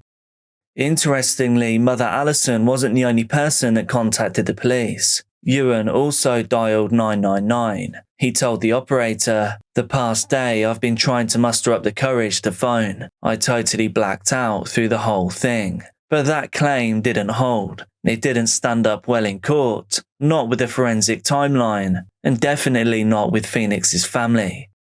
Meanwhile, back at the flat, forensic teams began the grim task of collecting evidence. The app on his phone had logged hundreds of steps at around midnight, and this matched up to the time that neighbours heard the disturbance. His search history and digital footprint showed a sharp contrast between text messages sent to Phoenix's mum and then the websites that he was browsing just minutes later. There was no sign of forced entry, no defensive wounds on Phoenix, nothing that suggested a prolonged struggle. This was just an overwhelming, overpowering, controlled attack. Ewan would later claim that this attack had been caused by a psychotic break. He said that he had taken substances, alcohol and steroids. that he believed the substances had been spiked. However, there was no evidence of a blackout. There was no evidence that he had been hallucinating, and there was no remorse shown in the 2 days that he spent hiding the body, that he made 170 searches for adult content, and where he pretended that his girlfriend was alive to her own mother. When the case finally reached the High Court in Glasgow, Ewan Methven pleaded guilty to murder and to attempting to defeat the ends of justice. No one saw what happened inside the flat that night, but prosecutors would later piece it together through forensics, phone data, and Ewan's own eventual confession. Shortly after midnight, Ewan attacked Phoenix. He throttled her, compressing her neck. He then repeatedly jabbed her with 3 separate sharp implements, 20 sharp impacts in total. The fatal wound pierced her chest. There were other injuries too to her face and body. They painted a picture of overwhelming rage. After the frenzy of the attack, Ewan seemingly had a period of calm. He didn't flee. Instead, he moved her body from the bath to the hallway. Then he covered her up. And over the next 48 hours, he stayed in that flat with her. At one point, he tried to dismantle her. Her head was removed. He also began sawing at her torso, her wrist, and her ankle. The next morning, Phoenix's mother began texting as normal. Ewan replied, pretending to be his girlfriend. He wrote, "Hey, sorry, I've just woken up." Later, another text read, "All good." He wanted her mother to believe that everything was fine, that Phoenix was still alive.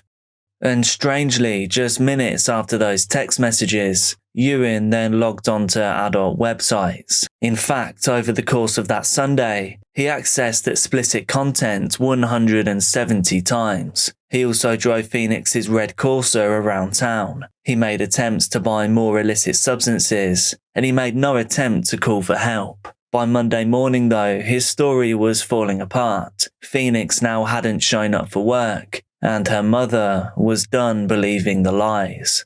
The court also heard from a delivery driver that delivered to the flat at around 8 p.m. on the night in question. The delivery driver said that Ewan did not appear to be drunk or under the influence. So this also goes against what Ewan was claiming, unless he took what he took, and its effects were quite fast at taking over his entire being. And then these effects continued for 2 further days. It just doesn't really seem realistic.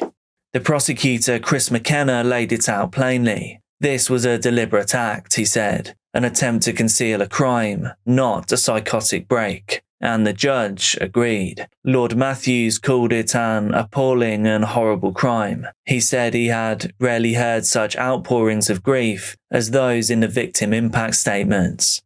Phoenix's family had written to the court. Their words tried to describe the indescribable. They spoke about her perfect coffees, her joy, her smile, and the silence that now sat heavy in their home. Mum Alison wrote that their hearts had been shattered and broken forever, that life without Fee would never be whole again. When Ewan was finally sentenced, he barely reacted. There was just a blank stare. He was ordered to serve a minimum of 23 years. This would be a life sentence. She was standing at the threshold of what should have been a long and fulfilling life. You were a trusted member of her family, but you betrayed that trust and robbed her of life in the cruelest way. I will not repeat all of the harrowing details that were read out in court on the last occasion you appeared. It is enough to say that for reasons no one will ever understand, and in the flat you shared with her, you strangled her and stabbed her 20 times, 10 of these in the face. Not content with what you had done to her, you robbed her of all dignity in death by decapitating her and trying to dismember her in an attempt to defeat the ends of justice. For 2 days after you murdered Phoenix, you indulged in drug abuse and watched pornography, pretending by text to her mother that you were her. I have rarely read such outpourings of grief as are contained in the victim impact statements from her family, who have endeavoured to put into words what can never truly be encapsulated, the sadness and the deep sense of loss they all feel and will continue to feel thanks to what you did. The way you treated this innocent young woman after her death meant that her family did not even have the comfort of saying goodbye to her. I know that nothing I can say or do and no punishment I can inflict will ever be enough. The only sentence I can pass on the charge of murder is one of imprisonment for life. I also have to impose a period which must pass, known as the punishment part of the sentence, before you can apply for parole. Whether or not you are ever released on licence, if ever, will be a matter for others to decide. I have this morning seen a letter written by you, but it answers none of the questions which must be plaguing the family. You blame the effect of substances, but that is no excuse. I have taken account of all the circumstances, the contents of the report, and everything said by your counsel, although in truth the only matters of any consequence are your lack of record and the fact that you pleaded guilty. And in that moment in the courtroom, a man in a black suit stood up and shouted just one word. He said, "Beast." In the days after Phoenix's time came to an end, her family created a fundraising page to cover funeral costs. They raised over £6,000. Any remaining funds were donated to Women's Aid. The Glasgow branch posted a tribute that read, "Phoenix should still be here, but her legacy is one that's lifting others up. This is what it means to rise from the ashes." Across Straven, candles were lit in her name. Cafes set out Fee's table for a week of silence. A bench is being carved in her memory. Local artists etch wings around her name. Friends shared her TikToks and her photos, one of which really stood out. Phoenix had captioned it, "Home is wherever I'm with you." It was meant to be romantic, but now it's just a gut punch. Because the place and the person that she did call home became what it ultimately became. Her family gathered again in January to mark what would have been her 21st birthday. They called it her after party. There were balloons, music, photos and laughter, because that's what Phoenix would have wanted. Mother Alison wrote, "We rocked it for her." Phoenix Spencerhorn's name has become more than a memory, and her legacy refuses to fade. Right, Debbie, time is 12 minutes past 9. You're under arrest on suspicion of murder. You don't have anything for the how many defence? Don't mention one question, something for the What do you mean? I'm anything you do, suspicious give of me murder. evidence. What do you mean? I'm suspicious? Right, just stay sat there. It was just past 1 p.m. when emergency calls began flooding Dorset police. The woman who made the first discovery had been sitting beneath a tree to avoid the rain. She was close to the zigzagging manor steps in Boscombe, and then she heard a strange thud right next to her. The thud was made by a package that landed so close. She assumed that someone was trying to hit her with some trash. Then she noticed the odd shape, and then she noticed the toes. Detectives and forensics are on scene within mere minutes. They cordoned off the cliffside path. Officers found a second bundle nearby, and this contained another leg. Both limbs had been crudely severed. The person that did this didn't seem to be professional nor prepared. The cuts had been done by someone improvising with poor equipment. Whoever had done this wasn't just trying to dispose of a body. They were trying to send it far away from any chances of recognition. However, forensics worked tirelessly to shed light on this victim's identity. By August the 31st, just 5 days later, DNA confirmed that the limbs belonged to a man named Simon Shotton. He was 49 years old, of Bournemouth. He had a known history with addiction, he had no fixed address, and he hadn't been seen in nearly 2 weeks. The last recorded use of Simon's mobile phone had been a call to a cash creator store in Boscombe. This is like a pawn shop, and that call would become this case's first real lead. Police pulled CCTV from the shop, and they quickly discovered something shocking. Phone. Where's the phone? Wait, you told me here before? Yeah, Debbie.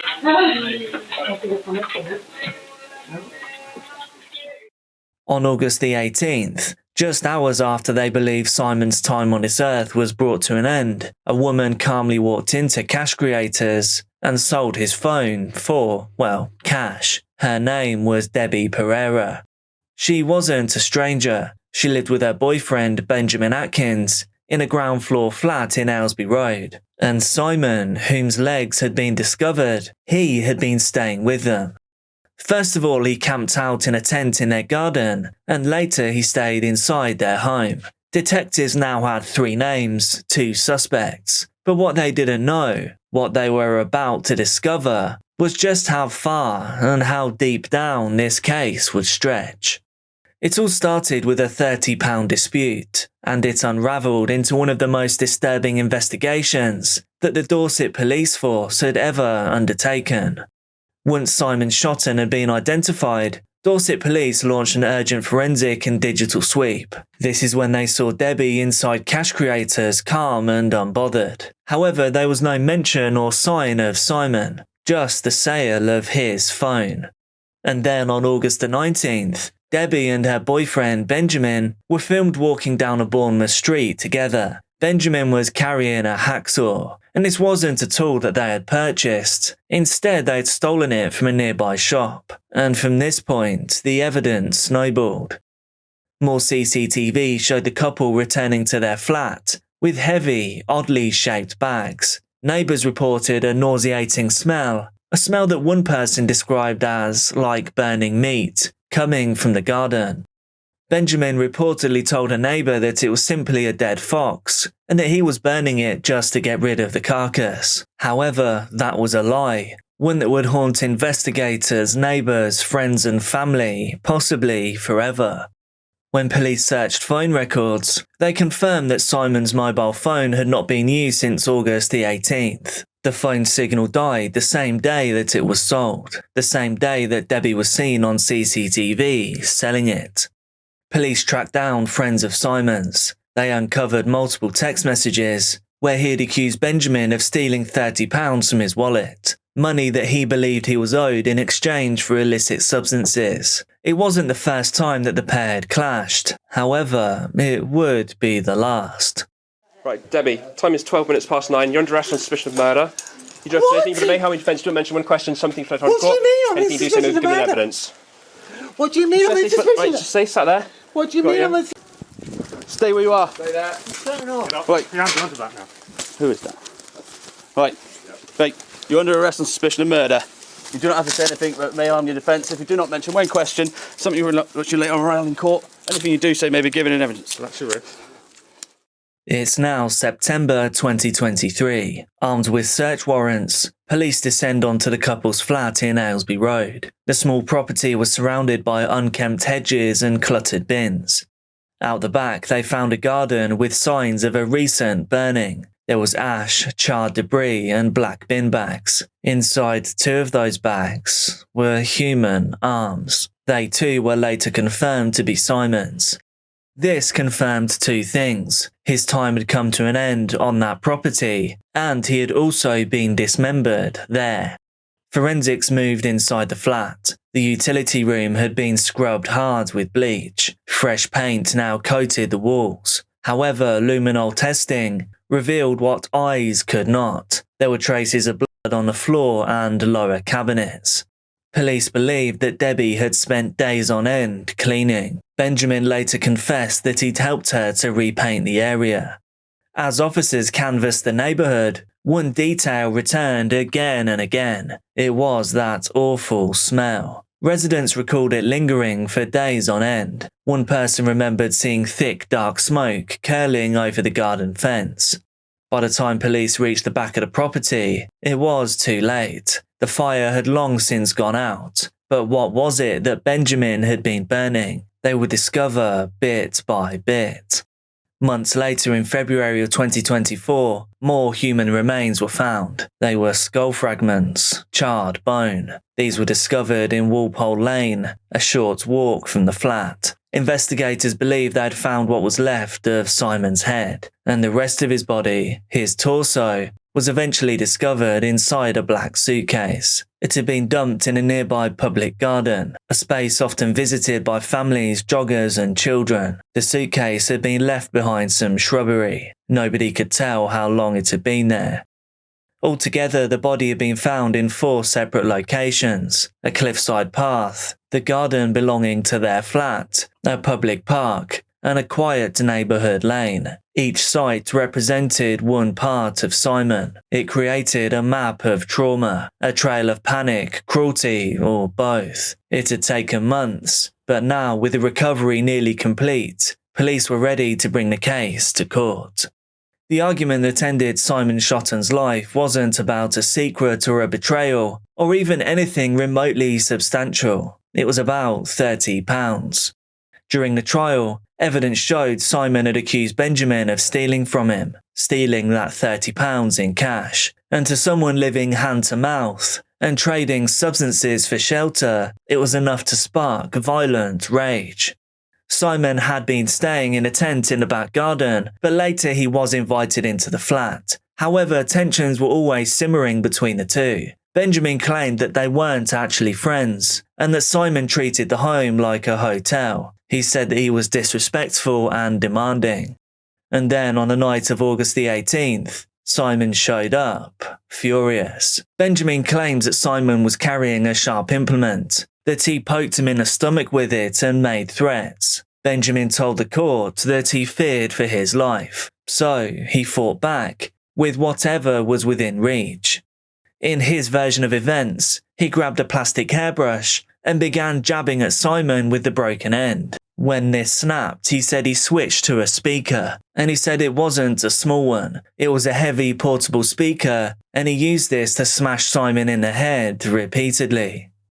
The judge would later describe this response as ferocious, unnecessary, and wholly out of proportion. Because, you see, Simon was smaller, weaker, and he was outnumbered. Debbie was in the flat at the time. There was no sign that Debbie tried to stop the attack or to leave the premises. Benjamin's version of events didn't really sway the jury. They weren't buying that this was simply self-defense, especially not with what came next, because Benjamin did not call for help. He didn't report what happened. Instead, he just got high. And then, with Debbie's help, he began hiding the evidence, starting with Simon's body.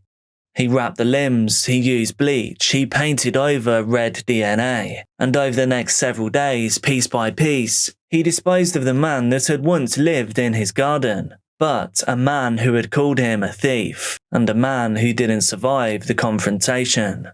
After his arrest, Benjamin Atkins didn't go quietly. Inside a police van, whilst being transported along with Debbie, a covert recording captured her asking him if he regretted anything. He didn't express remorse. He didn't deny what had happened. Instead, he said with no hesitation, "I'll look them straight in the eye and say, yeah, I'd do it again and again and again. If you let me go today, I'd find another one and do it again." He claimed that he only targeted dealers and pushers. But Simon had been his guest, and he didn't really fit those criteria. But he continued, kill, dictate, and eat, the expletive term.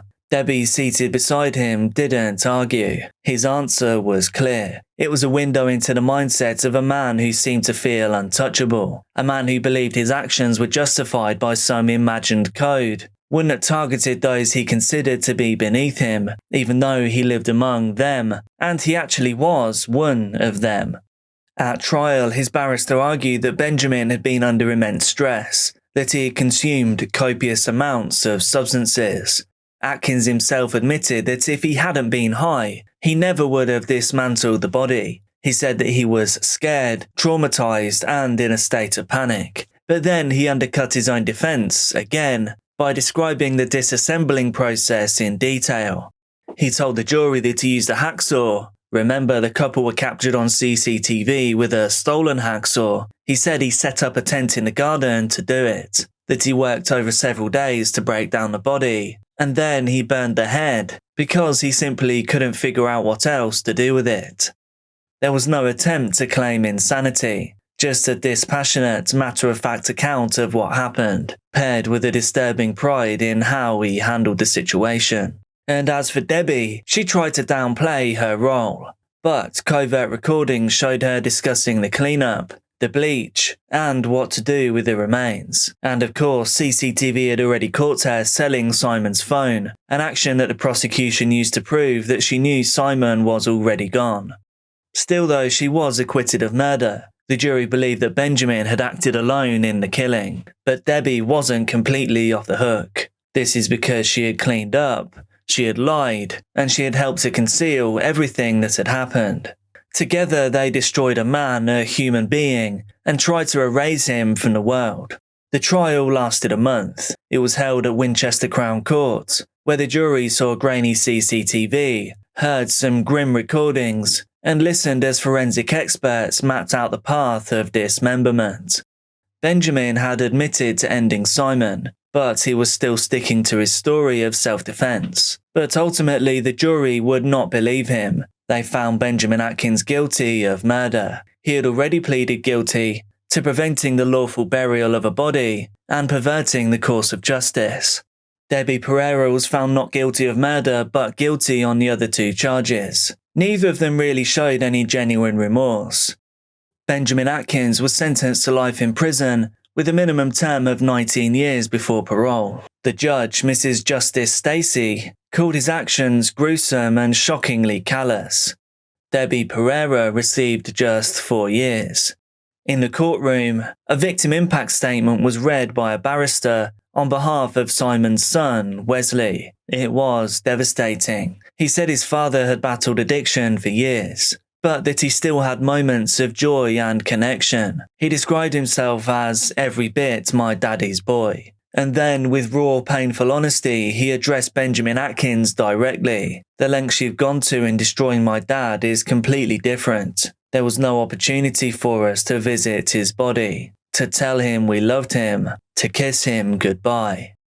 The court was also told that not all of Simon's remains were ever recovered. His body could not be buried as a whole. There were fragments still missing. Dorset police called this one of their largest and most complex cases in their history. They credited hundreds of officers with tracking down the remains, with interviewing witnesses and assembling an in-depth timeline. Detective Chief Inspector Neil Third said it best. It's shocking to think such a small amount of money can result in the loss of a person's life. A neighbour speaking anonymously echoed how many felt. It's just so scary. It's like something out of a horror film. It just shows you don't know who your neighbours really are.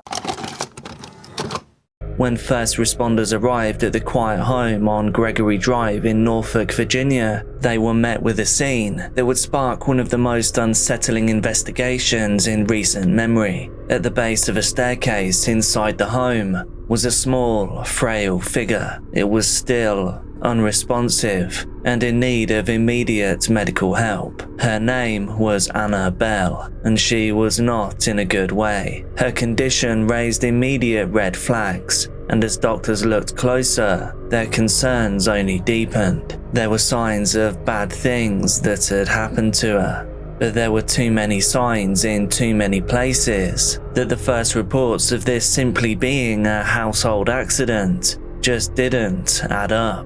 But what would Anna's 8-year-old sister have to say when they put her on the witness stand? Sunday, May the 18th, 2014. It was supposed to be a joyful day. Just the night before, Emily Defreeze had gotten engaged to Brandon Bell, her boyfriend of nearly a year. The couple had blended their families. Emily brought a young son from a previous relationship, and Brandon had 2 daughters. There was an 8-year-old that we will call M, and a toddler, Annabelle. The 2 children split their time between Brandon's home and their biological mother, Heather Bell. Emily was at home that day while Brandon was at work. She sent a cheerful text message. Got the kids watching Curious George, and I'm doing my unemployment claim. Brandon then replied, good, Curious George is a kid magnet. Everything seemed calm. Emily said that she let her son and M play outside, while Anna stayed in, sleeping upstairs. But less than an hour later, everything would change. At 5:36 p.m, Emily called 911. Her voice was urgent and shaking. She said she'd found Anna at the bottom of the stairs, that she was unresponsive. She was not breathing. Medics arrived in just minutes, and they immediately rushed Anna to the hospital.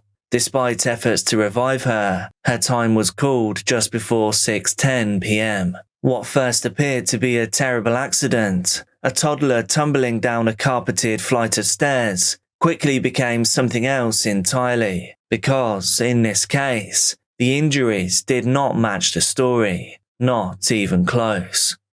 Anna's injuries were not subtle. At first glance, emergency responders noticed bruising. This was on her cheeks, jaw, and under her chin. But once doctors examined her body, the true extent of the damage became horrifyingly clear. Her arm had become dislocated at the shoulder. Her torso was marked with bruises. This included marks to her abdomen and back. Behind her ears were faint visible hematomas, often a red flag for head trauma. But the most catastrophic injury was to the skull. It was fractured. It was deep, severe, and ultimately fatal.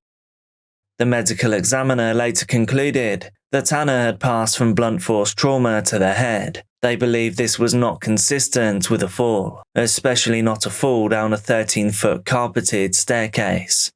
There was also evidence of being shaken. The doctor believed that this was shaken baby syndrome. Other marks seemed to prove that she had been gripped tightly. The kind of injuries that Anna had, they don't come from one short fall. They come from sustained force, from rage, and from someone who meant to harm them. Emily Defreeze told police that she had no idea how this happened, that Anna must have gotten out of bed and then fallen down the stairs while she was outside with the other kids. But investigators already had doubts. There were, of course, too many injuries. There were too many inconsistencies. And now there was a growing list of people who had already seen warning signs, but just hadn't connected the dots in time. From the moment police walked into the house on Gregory Drive, their instincts were on high alert. Emily's story was clear. She found Anna at the bottom of the stairs. She called 911 immediately. She cried during the call, seemed distraught, but investigating officers believed that something didn't feel right. The positioning of Anna's body, the nature of all those injuries, the fact that her siblings, possible witnesses, had been outside, meant that no one saw or heard a fall. Police took Emily in for questioning that same night. She sat under the bright lights of the interrogation room, claiming time and time again that she was innocent. She was emotional but insistent. She hadn't touched Anna, she said. She had no idea how this could have happened. Detectives continued to press harder. One even told her that she'd never see her son again unless she confessed. Still though, Emily stuck to her story. Anna must have fallen. Do you understand the back of her head is smashed in? Yes. Anna did not walk to the top of them stairs, and Anna did not fall. You placed her at the bottom of those stairs. No, I did not. Yes, you did. No, I did not. Yes, you did. I loved my life. It was amazing having both of them. Yeah, and you know what? As a mother myself that has little ones at home, it can get overwhelming. It wasn't. Emily, come on now. It is time for the lies to stop. There's nothing that I'm like that. The medical examiner. Outside the police station, Heather Bell, Anna's biological mother, was already remembering signs that she had brushed aside. She remembered dried red on Anna's nose after visits to their dad's house. She remembered a black eye, and she recalled a sudden clinginess that Heather couldn't explain. Anna's older sister, Em, had confided in Heather, saying, "I don't like going over there. Emily is mean," she yells. Investigators began to think that this wasn't a one-time tragedy, but instead, deep down, there was a pattern. Emily Defreeze was questioned for hours. Detectives didn't believe the full story, and they weren't subtle about it. They told her that the medical evidence was not backing up her story. They told her that the traumas suffered were too severe. They said that she was the only adult at home, and that someone must have done this. But Emily kept on repeating her version. She'd left Anna upstairs, she'd gone outside, come back in, and then she found her laying at the base of the staircase. She even suggested that maybe 8-year-old Em had something to do with it, hinting that the older sister could have pushed Anna, or could have caused the injuries. At the time it was a minor comment, but it was one that would come back later. However, the detectives weren't convinced. They knew that Anna's injuries could not be explained by a child's push. They also questioned Emily's emotional response. Her 911 call was tearful and panicked, but was it genuine, or was it just a good performance? When investigators dug into Emily's background, they found no criminal history. There was no prior allegations of anything like this. She had served honourably in the Navy and was now studying to earn an advanced degree. Her attorney would later say that she had no capacity for this kind of violence. Police, though, were building a body of evidence. For Anna's mother, the guilt came later. She now believed that she had ignored obvious signs. There was the clinginess and the minor injuries. I could tell something was off, Heather said. I would tell people at work, something's going on over there. But none of these signs seemed serious enough for Heather to act on them, something that she now calls her greatest regret. Heather actually admitted that Anna had fallen before, at home and at daycare. There were 3 documented incidents at daycare alone in the last 6 months. There were minor injuries, there were scrapes, a bump on the forehead. However, obviously nothing like this final set of injuries. When Emily Defreeze's trial began, the prosecution laid out a clear narrative. Emily had been alone with the 3 children. She was newly engaged. She was juggling stress. And that on that day, something simply snapped. They argued that she attacked Anna in a burst of rage, and then staged the scene to look like a fall. Medical experts, though, testified that the injuries could not have come from those stairs, not in this instance. One doctor said that Anna had been shaken and slammed. Another pointed to the large, flat surface object that likely caused the skull fracture. They pointed once again to the bruising that showed that she'd been gripped hard, including around the neck, jaw and torso. But when the defense responded, jaws in the courtroom dropped. News Channel 3's Gabriella DeLuca has the story. If you know Emily, you know she is innocent. And if you know me, you know everything I'm saying is true. This post is referring to Emily Defreeze. These are words from a GoFundMe site set up by a man who identifies himself as Defreeze's fiancé, the same man who is the father of baby Annabelle. No one expected the defense to point fingers at a child, but that is exactly what happened. Emily's attorney claimed that she wasn't responsible. He said that the only other person in the house who could have done this was Anna's 8-year-old sister, Em. The courtroom fell silent. But this wasn't just a throwaway theory. The defense brought in photos, diagrams, a former medical examiner to contradict the autopsy, and then they did something that no one expected. They called Em to the stand. It was one of the most unsettling moments in an already unsettling case. Em, at just 8 years old, stood in front of a courtroom, accused not by prosecutors but by a defense attorney. She was accused of ending her sister's time on this earth. She clutched a stuffed animal in one hand and a tissue in the other. She answered most questions with, "I don't know," or "I don't remember." But one thing that she was clear about is that she didn't hurt Anna.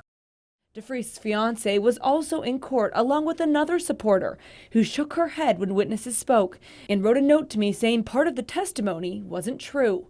Supporters for Defreeze have already been taking action in her defense, donating on the GoFundMe page to help with costs of lawyer fees and bond. Emily's attorney, James Broccoletti, argued otherwise. He said that the child had a history of explosive tantrums, that even before Emily moved in, Brandon warned her about his daughter's violent behaviour. He brought in photos of a bunk bed and claimed that its steps, flat and hard, could have caused that injury. He insisted that the girl had the physical strength to do it.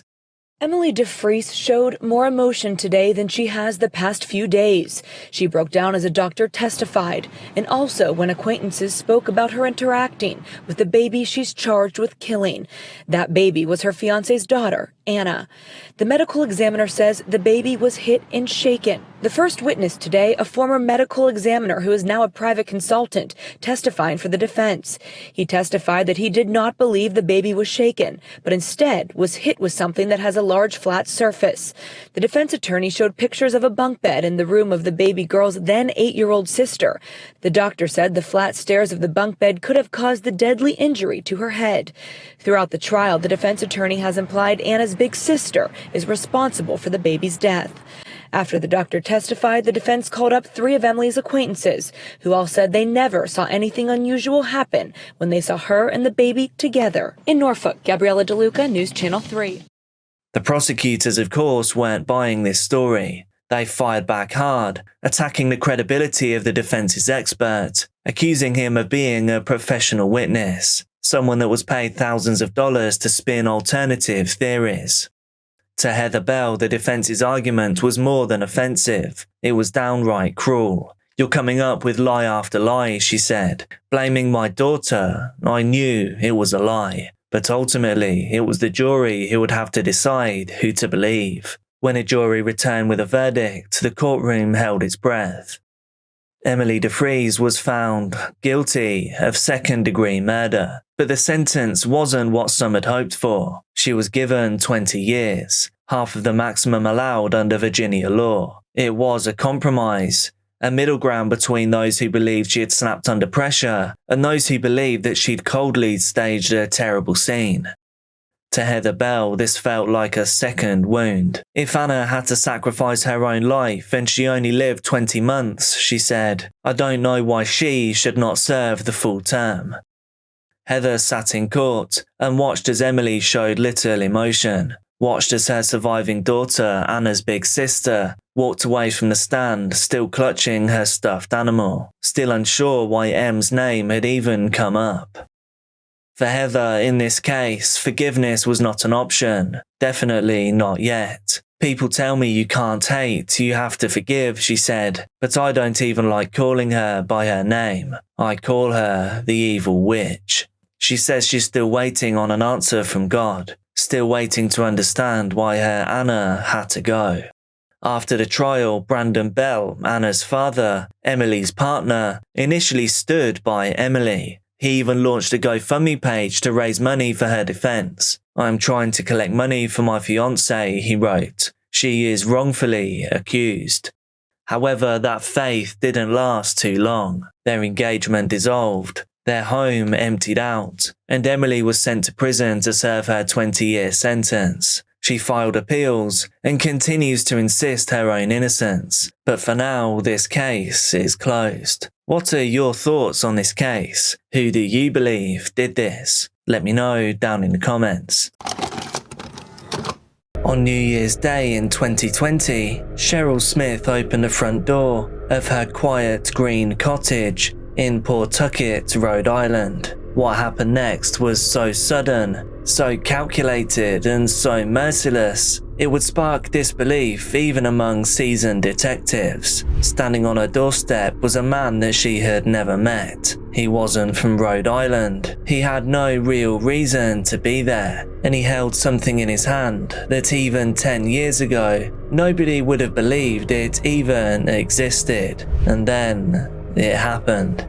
Just hours later, a young couple snapped a grinning selfie in a hotel bed, and they added a caption that would haunt investigators for years to come. In the fall of 2019, 18-year-old Shaylin Moran met 21-year-old Leonard Troutfield III on the internet. The relationship was fast, it was messy, and ultimately it was short-lived.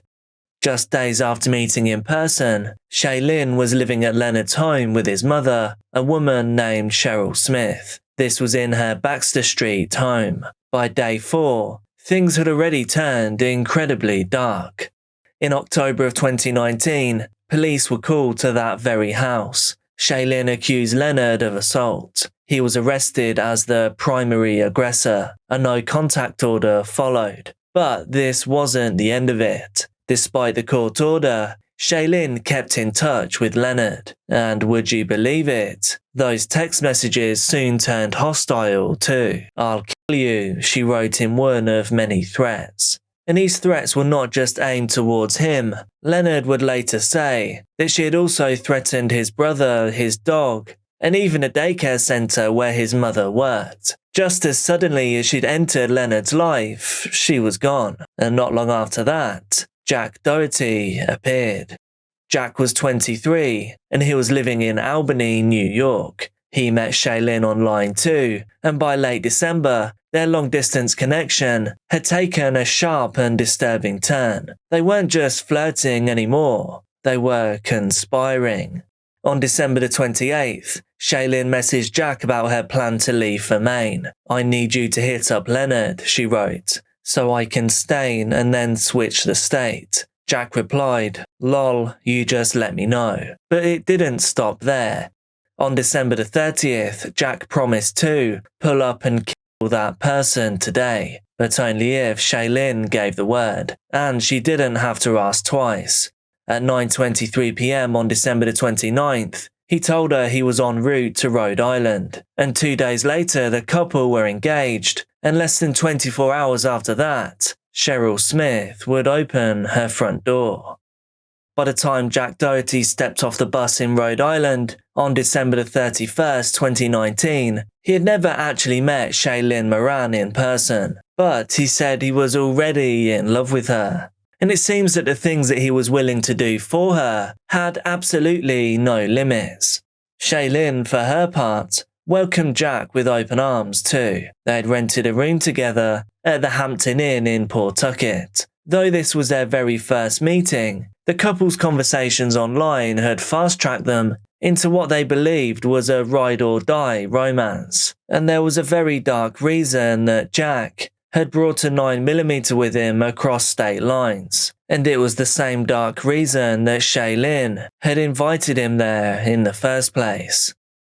According to messages reviewed by investigators, Shailene painted Leonard as a violent predator. She told Jack that Leonard had violated her and then left her injured in a cemetery. Whether or not Jack actually believed everything she told him, he still acted like he did. And that night they left the hotel and attended a New Year's Eve party, and that's where Jack proposed. It's unclear how many people knew the depth of exactly what the newly engaged couple were planning, but one thing was for certain: the next 24 hours would turn their whirlwind romance into a terrible criminal conspiracy, one with deadly consequences. After their New Year's celebration, Jack and Shailene returned to the Hampton Inn just before midnight. Fireworks popped in the distance. Inside room 517, the mood was preemptively celebratory. Shailene had already chosen her target. She wanted Jack to go to Leonard's house on Baxter Street and then open fire at whoever opened the door. She said it didn't matter who it was. And as we know, Jack had brought his weapon. However, police would discover that this wasn't a traditional firearm. It was a ghost gun. There was no serial number, no registration, and in fact, it was homemade with a 3D printer. That means no paper trail, no background check, no licensed dealer, just a person, a printer, and some files downloaded from the internet. And while some models are entirely plastic, most still require metal parts like the firing pins or barrels in order for them to work reliably. But even partial 3D printed weapons can function with lethal force. In many US states, these weapons exist in a legal grey area. Federal law doesn't ban individuals from making firearms at home as long as that weapon isn't sold. However, state laws do vary wildly. Some, like California and New York, have cracked down, but others have little or no regulation at all. On Facebook, Jack had previously posted photos of a similar weapon, captioned with phrases like "Bloody Boy Santana" and "We some shooters." And yes, I know how ridiculous I sound when I say stuff like that. Back in the hotel room, Jack loaded the pistol. Shailene had told him where to go and what to do when he got there. The result of all their planning would take place at 8:15 p.m. the next night. Cheryl Smith had spent most of her New Year's Day like any other, quietly at home. The 54-year-old mother of two was known around Pawtucket as a kind woman with a soft voice. She worked with children at the YMCA and lived in a modest green cottage on Baxter Street, and that night at 8:15 p.m, someone knocked on her front door. According to witnesses and police reports, Cheryl opened the door without hesitation. Standing there was Jack Doherty. He didn't ask any questions. He simply raised the 3D printed weapon and aimed it at her chest. 4 rounds rang out, and they all hit their target.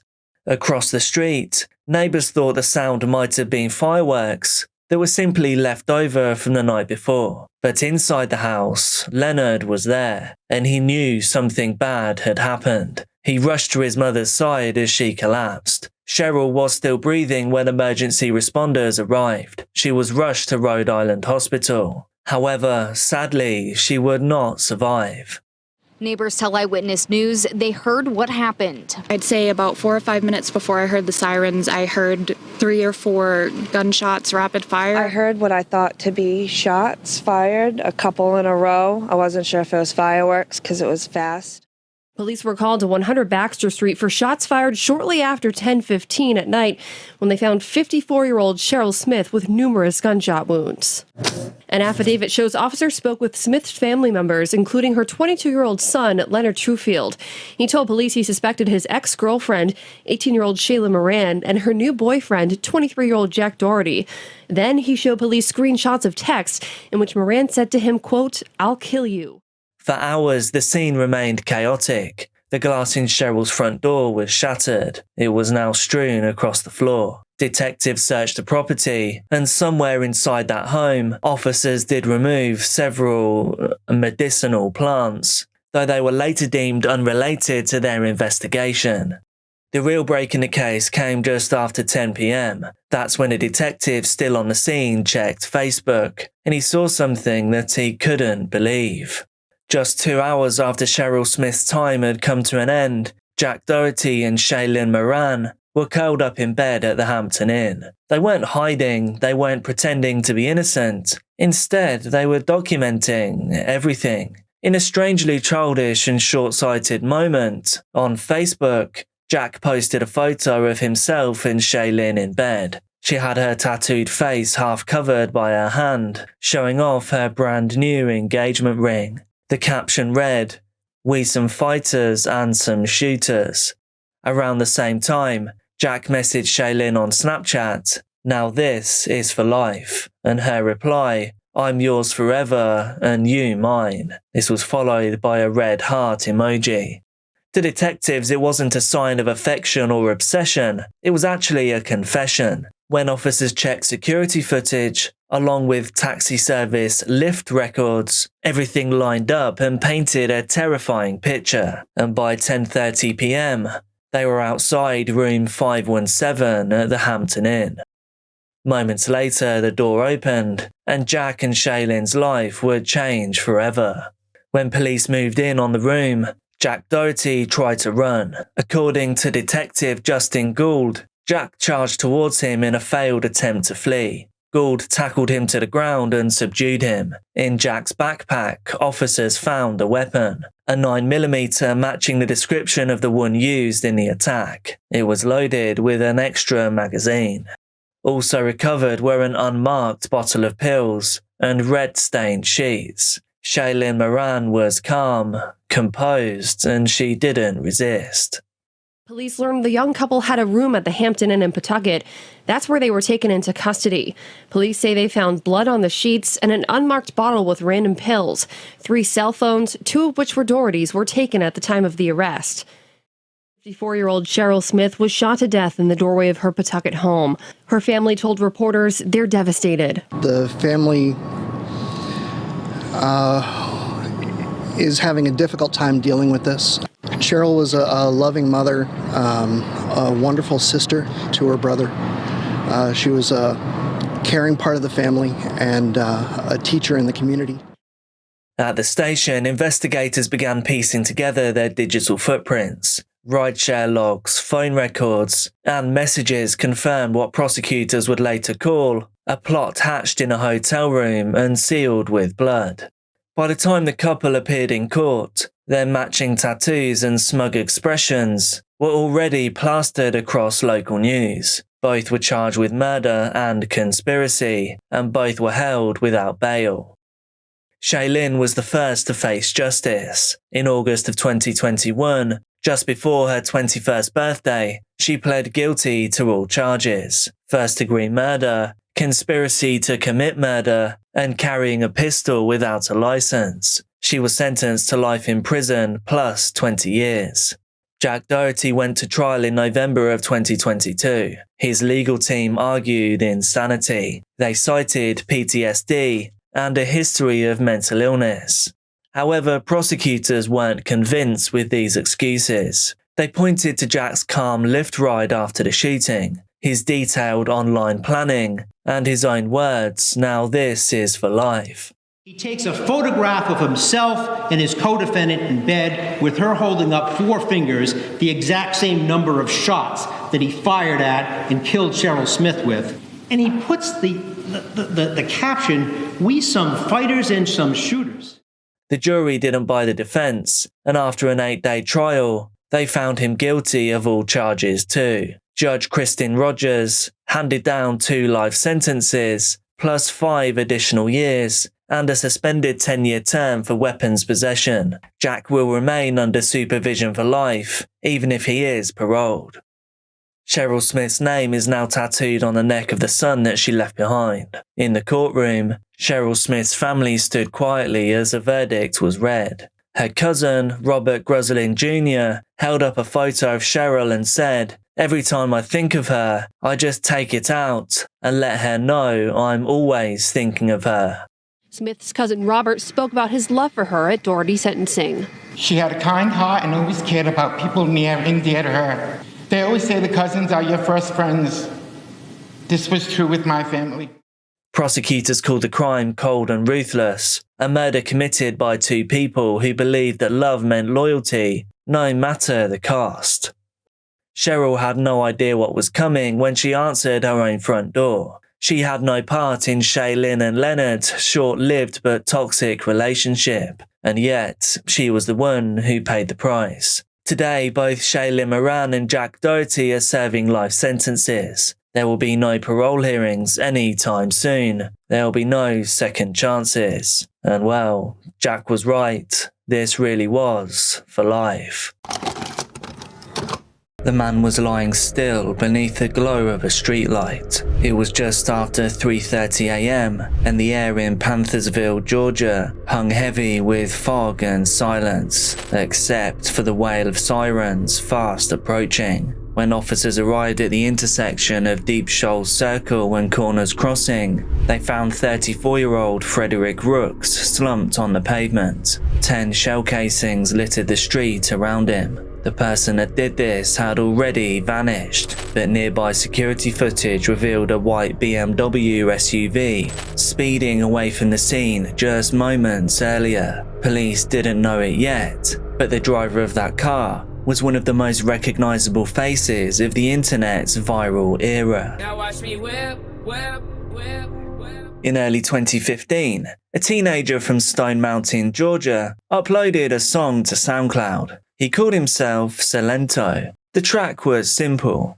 pretty much just a chant layered over a bouncy beat, where he said, "Watch me whip, now watch me nay-nay." Bet you never thought you'd hear me say that. It wasn't particularly lyrical or polished, but it was fun, and you can't deny that. The track caught fire within days, and teenagers across the US began mimicking Selento's dance moves online, and soon it was everywhere: YouTube, Vine, Instagram. And what made Watch Me Whip Nay Nay different was its accessibility. There were no curse words, and the choreography was easy enough for kids and parents alike. Dance networks partnered with music distributors to boost the song's reach. Within weeks, thousands of user-generated dance videos swarmed the internet. By the summer, the track had exploded into a full-blown cultural phenomenon. Selento's breakout had peaked at number 3 on the Billboard Hot 100, and it then spent an amazing 53 weeks on the chart. Former First Lady Michelle Obama even danced to the song at the White House Easter egg roll. It was played at birthday parties, proms, NBA games. Everyone from toddlers to talk show hosts was doing the whip and nay-nay. For Sento, it felt like a dream realised. Kind of hilariously, he just lost a high school talent show months earlier. Now he was headlining music festivals and late-night shows. But behind that rising star was a teenager quietly unraveling, someone who already believed he wasn't built for happiness. Born Ricky Lamar Hawke, Sento came into the world on January the 23rd, 1998. He later claimed that he was born with a multitude of illicit substances in his system, and that from a young age, he watched family members attempt to hurt each other and themselves. By the time he was just 14, Ricky was now living with his great aunt, and not long after that, he ended up in juvenile detention. Music, though, was always there for him, and it was his escape. He started performing in a group in 8th grade. By high school, he was writing and producing solo songs. And after the viral success of Watch Me, the industry came calling. He signed a major record deal with Capitol Records in mid-2015, and that contract promised 4 albums. But turning that viral energy into a sustainable music career proved much harder than it looked. Despite a string of public appearances on huge shows like Good Morning America and Dick Clark's New Year's Eve, his follow-up tracks struggled to chart. His debut album, Fresh Outta High School, finally dropped in 2018, but it was 3 years too late. The buzz had already faded out. The label stopped calling him, the spotlight around him dimmed, and Ricky's internal struggles intensified. In a 2019 appearance on The Doctors, he spoke candidly about his mental health. I've been fighting demons my whole life. Depression doesn't leave you when you become famous. It just adds more pressure. That same year, his publicist set up therapy sessions and more TV appearances. However, Ricky missed nearly all of them. He was already slipping, and by 2020, that slip had turned into a total freefall. By mid-2020, Sento's name was making headlines once again, but this time it wasn't for music. On August the 28th, he was arrested in Santa Ana, California. This was for a DV incident involving a romantic partner. He was then released, and then arrested again the very next day. The second arrest was even more disturbing. According to the police, Ricky entered a random home in Valley Village. In his hand, he was holding a hatchet. Witnesses said he was frantically searching for his girlfriend, and that he swung the weapon at 2 strangers inside. A friend arrived moments later, and they told him that he had the wrong house. The family, thankfully, managed to disarm him. Police then took him into custody and charged him with 2 counts of assault with a deadly weapon. It was clear that something was wrong. The rapper Sento has been arrested twice in the past week here in Southern California. That's video from Sento's hit song Watch Me back in 2015. Police say he was arrested in Santa Ana last Friday for allegedly attacking his girlfriend. And then on Saturday, he was arrested in LA in Valley Village area. Police say he entered a home looking for his girlfriend and carrying a hatchet. And according to a detective, the people who were in that home, which included children, did not know Sento or his girlfriend. The rapper left and police picked him up about a block away. Sento is now facing 2 counts of assault with a deadly weapon, along with domestic violence charges from his arrest in Santa Ana.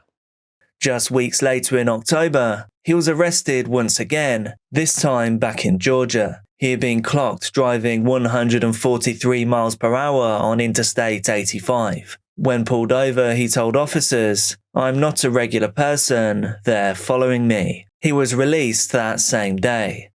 Behind the scenes, those close to Sento were growing increasingly concerned. His publicist, Chanel Hudson, described him as suffering immensely from a series of mental health illnesses. She even said that he had made an attempt on himself in that same year. As well as this, his behaviour was becoming more erratic by the week. There were no new songs, there was no planned comeback, just a young man spiralling in plain sight. And nobody could have predicted what would happen next. January the 20th, 2021, the day that things went from bad to totally horrifying in this story. Sento showed up to a friend's house to pick up his cousin, a man named Frederick Rooks. According to family, Ricky and Frederick had been close growing up. As far as we know, there was no arguments between them and no bad blood. nothing that would suggest what was about to happen. It was just past 2:30 a.m. when Frederick Rooks stepped into the white BMW SUV. The streets of Panthersville were quiet. There was very little traffic and very few witnesses. There were just two cousins, Frederick and Ricky, and they drove off into the dark residential sprawl of DeKalb County. There had been no signs of trouble. Friends said that they'd been together earlier that night. They said there was no shouting between the two, and generally nothing out of the ordinary. So Frederick had no reason to be afraid. After all, this was family. But what happened next would leave his loved ones and the rest of the world searching for answers that may never fully come. At 3:37 a.m., a burst of gunfire shattered the stillness. Multiple rounds rang out near Deep Shoals Circle. A neighbour, awakened by the noise, called 911. By the time officers arrived, the perpetrator was gone. The scene, however, was unmistakable. Frederick was lying in the street, now motionless. Someone had pulled the trigger whilst aimed at him multiple times, some to his leg, others to his face. 10 shell casings glinted under the streetlight. No witnesses had seen it happen. Nobody had heard a confrontation, but just up the block, a private home security camera had been rolling, and that footage captured a white SUV fleeing the scene at high speed, just seconds after those shots rang out. As first responders covered Frederick's body and marked off the casings, detectives already had their lead. A flock license plate reader had caught a white BMW entering that neighbourhood earlier that night, and it matched the vehicle seen on the neighbour's CCTV footage. And this also matched the car that Ricky Hawk, Sento, had been seen driving that same evening.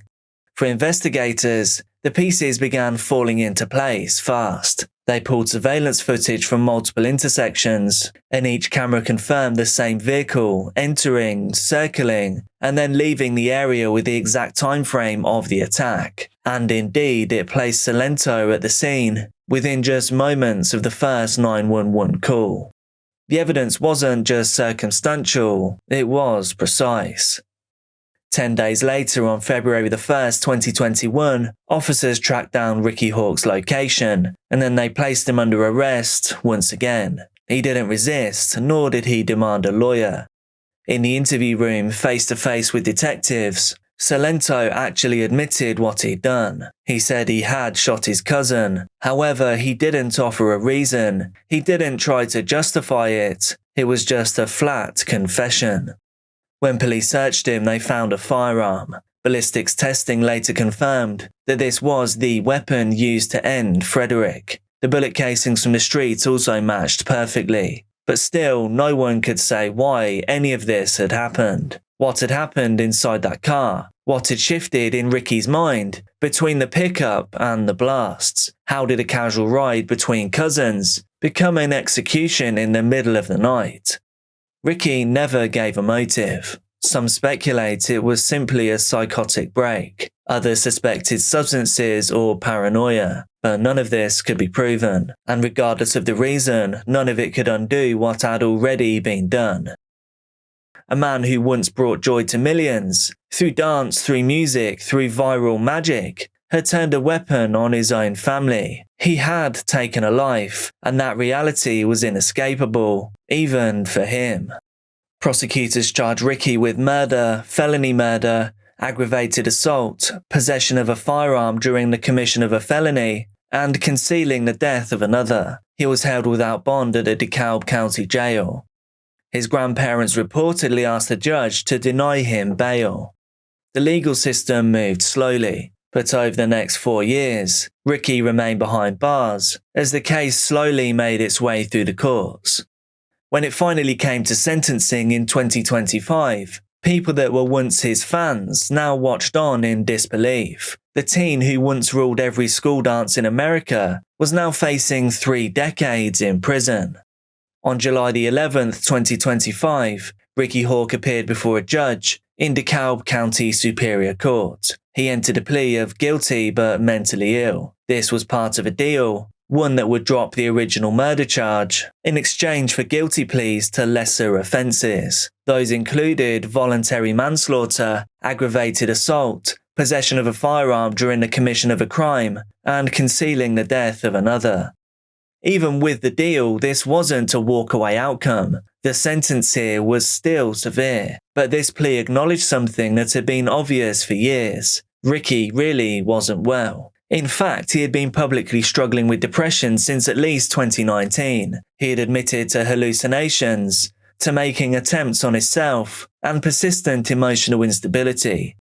He'd grown up in chaos, and for most of his adult life, he had lived in various forms of chaos too. The courtroom was silent as a sentence was handed down. It was 30 years in prison. He would receive credit for the 4 years he had already served. Ricky did not contest it. He simply stood there, accepting the weight of the decision.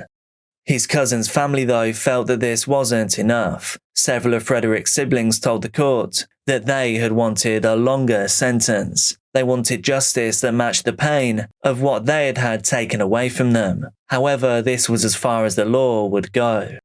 The case had been handled by the Homicide and Gangs Unit of the DeKalb County District Attorney's Office. Senior ADA Helen Pott led the prosecution. She was supported by ADA Thomas Williams, investigator Curtis Averhart, and victim advocate Keisha Albritton, and Detective B.R. Smith, who was the one who had connected the dots. From the weapon to the car, from the footage to the confession, he'd built a case that was airtight. And now the legal process was over. And now the story is already fading from the headlines. Watch Me Whip Nene has 1.9 billion views on YouTube, but its creator will never see another stage or red carpet. And this is likely to be his final viral moment.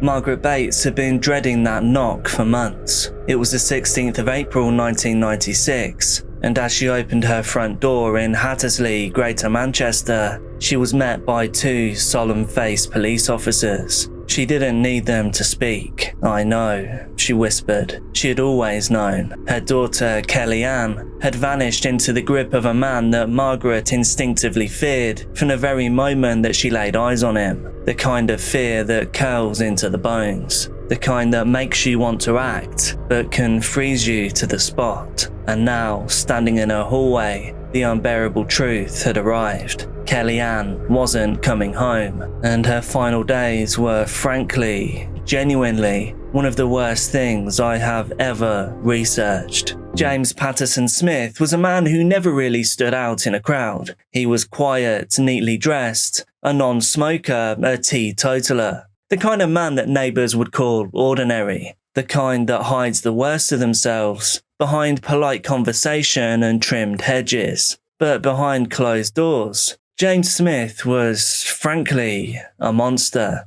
His first marriage began in 1970, and it ended 10 years later. It wasn't because of infidelity. It wasn't because the two of them just grew apart, but instead because his wife simply couldn't take the beatings anymore. She'd married a man who quickly became controlling, jealous, and violent. He was a man who wouldn't stop until his wife was cowering or unconscious. And after that divorce, he didn't change. If anything, he got even worse. In 1980, he began dating Tina Watson, a 20-year-old woman who would later describe herself as his punching bag. And for 2 years, she endured relentless physical attacks. He would strike her in the face. He would smash ashtrays over her head. He'd kick her between the legs. And he struck her even while she was pregnant with his child. And then he tried to drown her. She was in the bathtub when he held her head under the water. However, she survived, but barely. And thankfully, she did escape. By 1982, Smith had moved on to his next target, a 15-year-old named Wendy Mottershead. This time, he didn't even pretend to wait for consent. He groomed Wendy, he controlled her, he hurt her. During one of many attacks, he forced her head under the kitchen sink in an attempt to drown her. She thankfully escaped from that attack. However, his behaviour continued, always escalating. The pattern was clear. James Patterson Smith was a man who didn't just like to dominate women, he tried to destroy them in every single way. But because none of his former victims had ever pressed formal charges, his record stayed clean. And to the outside world, he was now just a reclusive older man, living alone in Gorton, Manchester. To the women that he dated, he was a nightmare in human form. And in 1993, he found his next victim, and she was just 14 years old. Her name was Kellyanne Bates.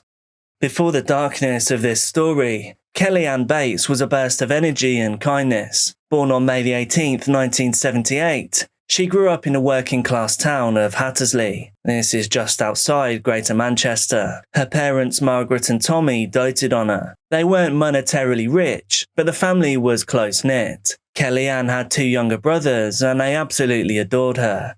At school, she was athletic, outgoing, and fiercely independent. She loved swimming, loved laughing, and her teachers described her as sharp, driven, and compassionate. She herself had dreams of becoming a teacher, something that she told anyone who would listen. By the time she turned 14, Kellyanne had already started carving out a future for herself. She was attending college part-time to improve her GCSEs. She had a part-time job at a graphics firm to help pay her way. She was confident, clever, and always on the move. She was also very caring, perhaps to a fault. If someone needed help, Kellyanne was the first to volunteer. She believed in second chances, in the goodness of people. And it was exactly that warmth, her belief that even the most difficult people could be understood, that made her an easy target. Because when she met James Smith in 1993, she didn't see a dangerous man. She saw someone older, mysterious, someone who seemed interested in her thoughts, not just her appearance. They met while she was babysitting for a family friend, and Smith, then 45, offered to walk her home. Kellyanne, just 14 at the time, may have felt flattered, seen, and protected. She had no idea that she was being hunted. Smith didn't rush things in this case. He didn't need to. He had time and he had patience. And he had the experience in exactly this kind of grooming. He slowly inserted himself into her life under the radar. He called it a relationship, but we know that it wasn't that. It was control right from the start. Still, from the outside, everything looked normal. Her parents had no idea that she was seeing anyone, let alone a man 3 decades older. And Kellyanne didn't give them a reason to suspect otherwise. She was still going to college, she was still working, and she was still smiling, at least in public. But slowly, subtle changes crept in. She became a little more withdrawn, a little more private, a little harder to reach. And when her parents finally learned that she did have a boyfriend, she simply gave them a name, Dave, a harmless and ordinary name for a man who was anything but. For 2 years, Kellyanne kept the truth hidden. She told her parents that Dave was just a schoolmate. So they assumed that he was someone her own age, a classmate, maybe a boy from college, and they didn't push the fact. Kellyanne had never given them a reason to doubt her. But then she started disappearing, sometimes for hours, sometimes for days, and she'd start coming home with bruises on her arms or face. Once her face was blackened and swollen, and she claimed that a group of girls at school had jumped her. Another time she had deep bite marks. She called that an accident. Margaret and Tommy were concerned, but Kellyanne kept on insisting that everything was fine. So when Dave finally called the house to speak with Margaret directly, it almost felt like a relief. He was polite, he was well-spoken, and he was attentive. He said that he loved Kellyanne. He said that he was good to her. However, when Margaret and Tommy finally met the man in person, their blood ran cold. Smith came down the stairs of their home with a smug smile, his confidence bordering on arrogance. Margaret took one look at him, and she felt a wave of nausea. He wasn't a teenager, he wasn't even just in his 20s. He was a grown man, pushing 50. Margaret's instinct was immediate and violent. She later said that when she saw the bread knife in the kitchen, she had to fight the urge to pick it up, and then lunge at him in the back with it. And this wasn't because she was cruel, but because something in her knew. She knew that this man was dangerous. She knew that he would hurt her daughter. She knew something was wrong, but Kellyanne now wouldn't listen. She believed she was in love. Like so many victims of grooming, she didn't realise what was happening to her. To her, Smith was just older, protective and passionate. She didn't see the red flags for what they were. She saw them as signs of love in one way or another, of concern, of possession disguised as care. So when her parents begged her to break things off, she refused. Instead, she dug in deeper, no doubt under the coaching of Smith.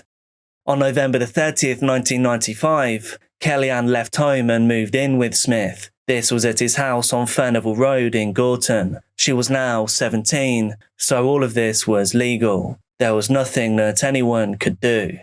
From the outside, Kellyanne Bates had simply moved in with her boyfriend. But inside the house on Furnivall Road, a nightmare was unfolding. Within just weeks of living together, Kellyanne's already limited contact with her friends and family now dropped off entirely. There were no visits and no phone calls unless Smith was present. Her parents now couldn't reach her. Her younger brothers never saw her again. And her part-time job at the graphics firm, she was forced to quit that in December.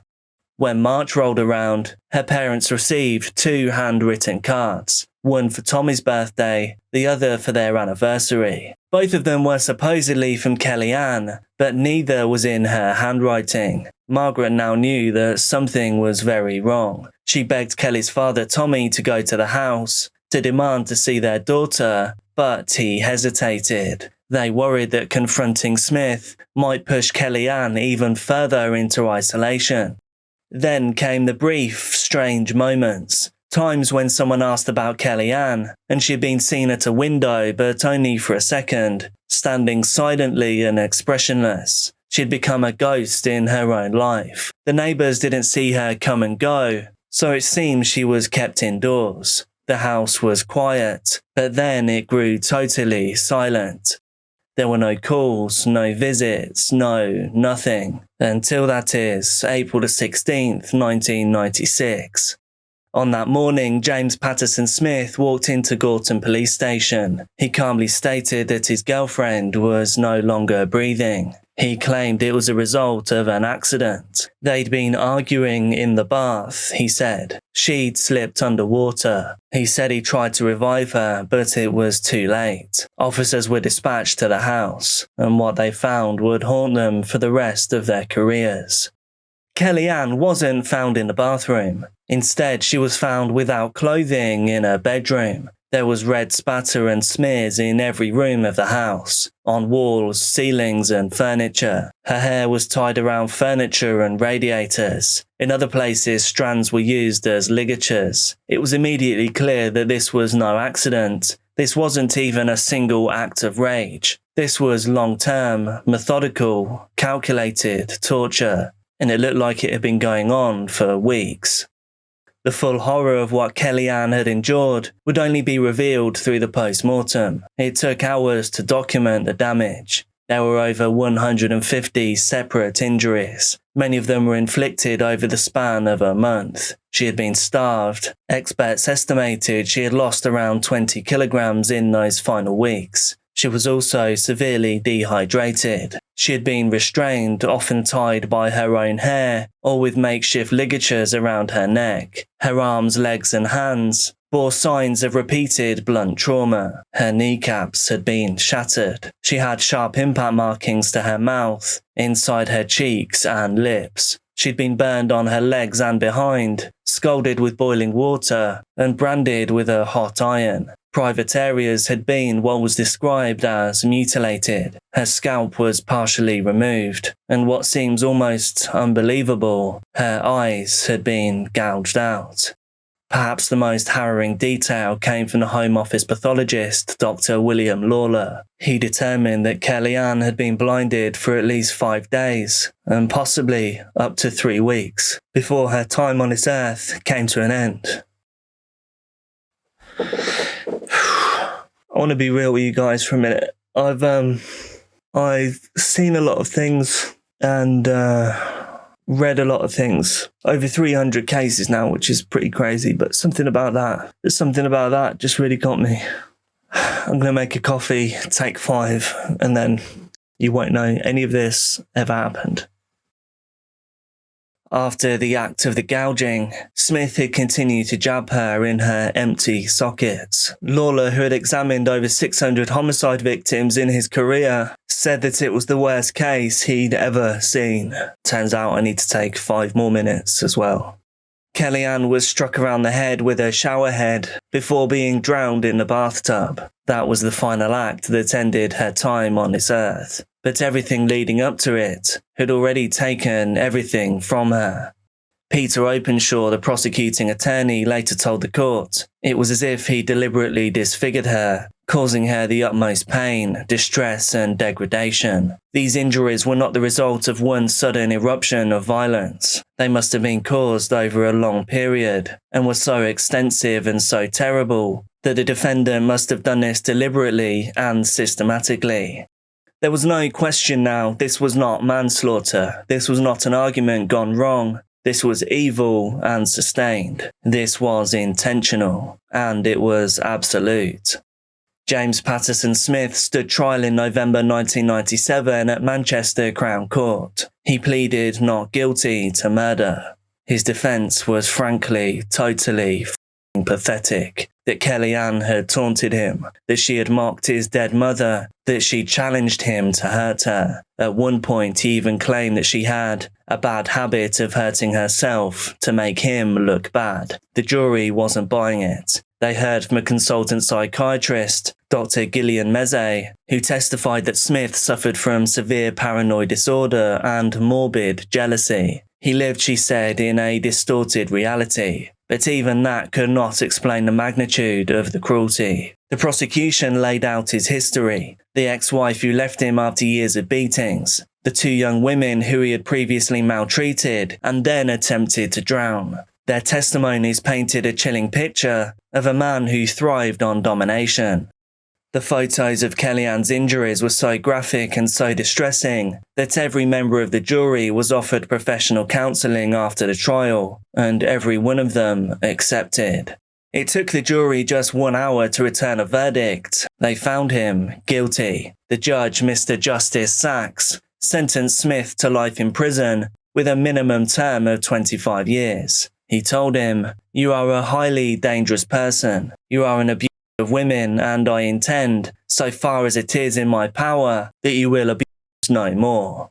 And for decades, Smith stayed behind bars. But in late 2023, 25 years after sentencing, James Patterson Smith became eligible for parole. He appeared before a 3-person parole board, and he claimed to be a changed man. He asked not just for release, but to be transferred to an open prison. The answer was swift, and thank goodness it was denied. The board concluded that Smith was still too dangerous to be moved to a lower security facility. He will remain in closed conditions for the foreseeable future, but under current UK law, he is now eligible for regular parole reviews. That means Kellyanne's name will surface again, and we should all be reminded of what happened and who did it, and of how easily monsters like Smith can wear masks of normalcy. In my eyes, for as long as he is still alive, he's still waiting for a chance to do this again. Kelly's mother, Margaret, however, is no longer with us. She passed in 2020, having spent her final years with a single gnawing regret,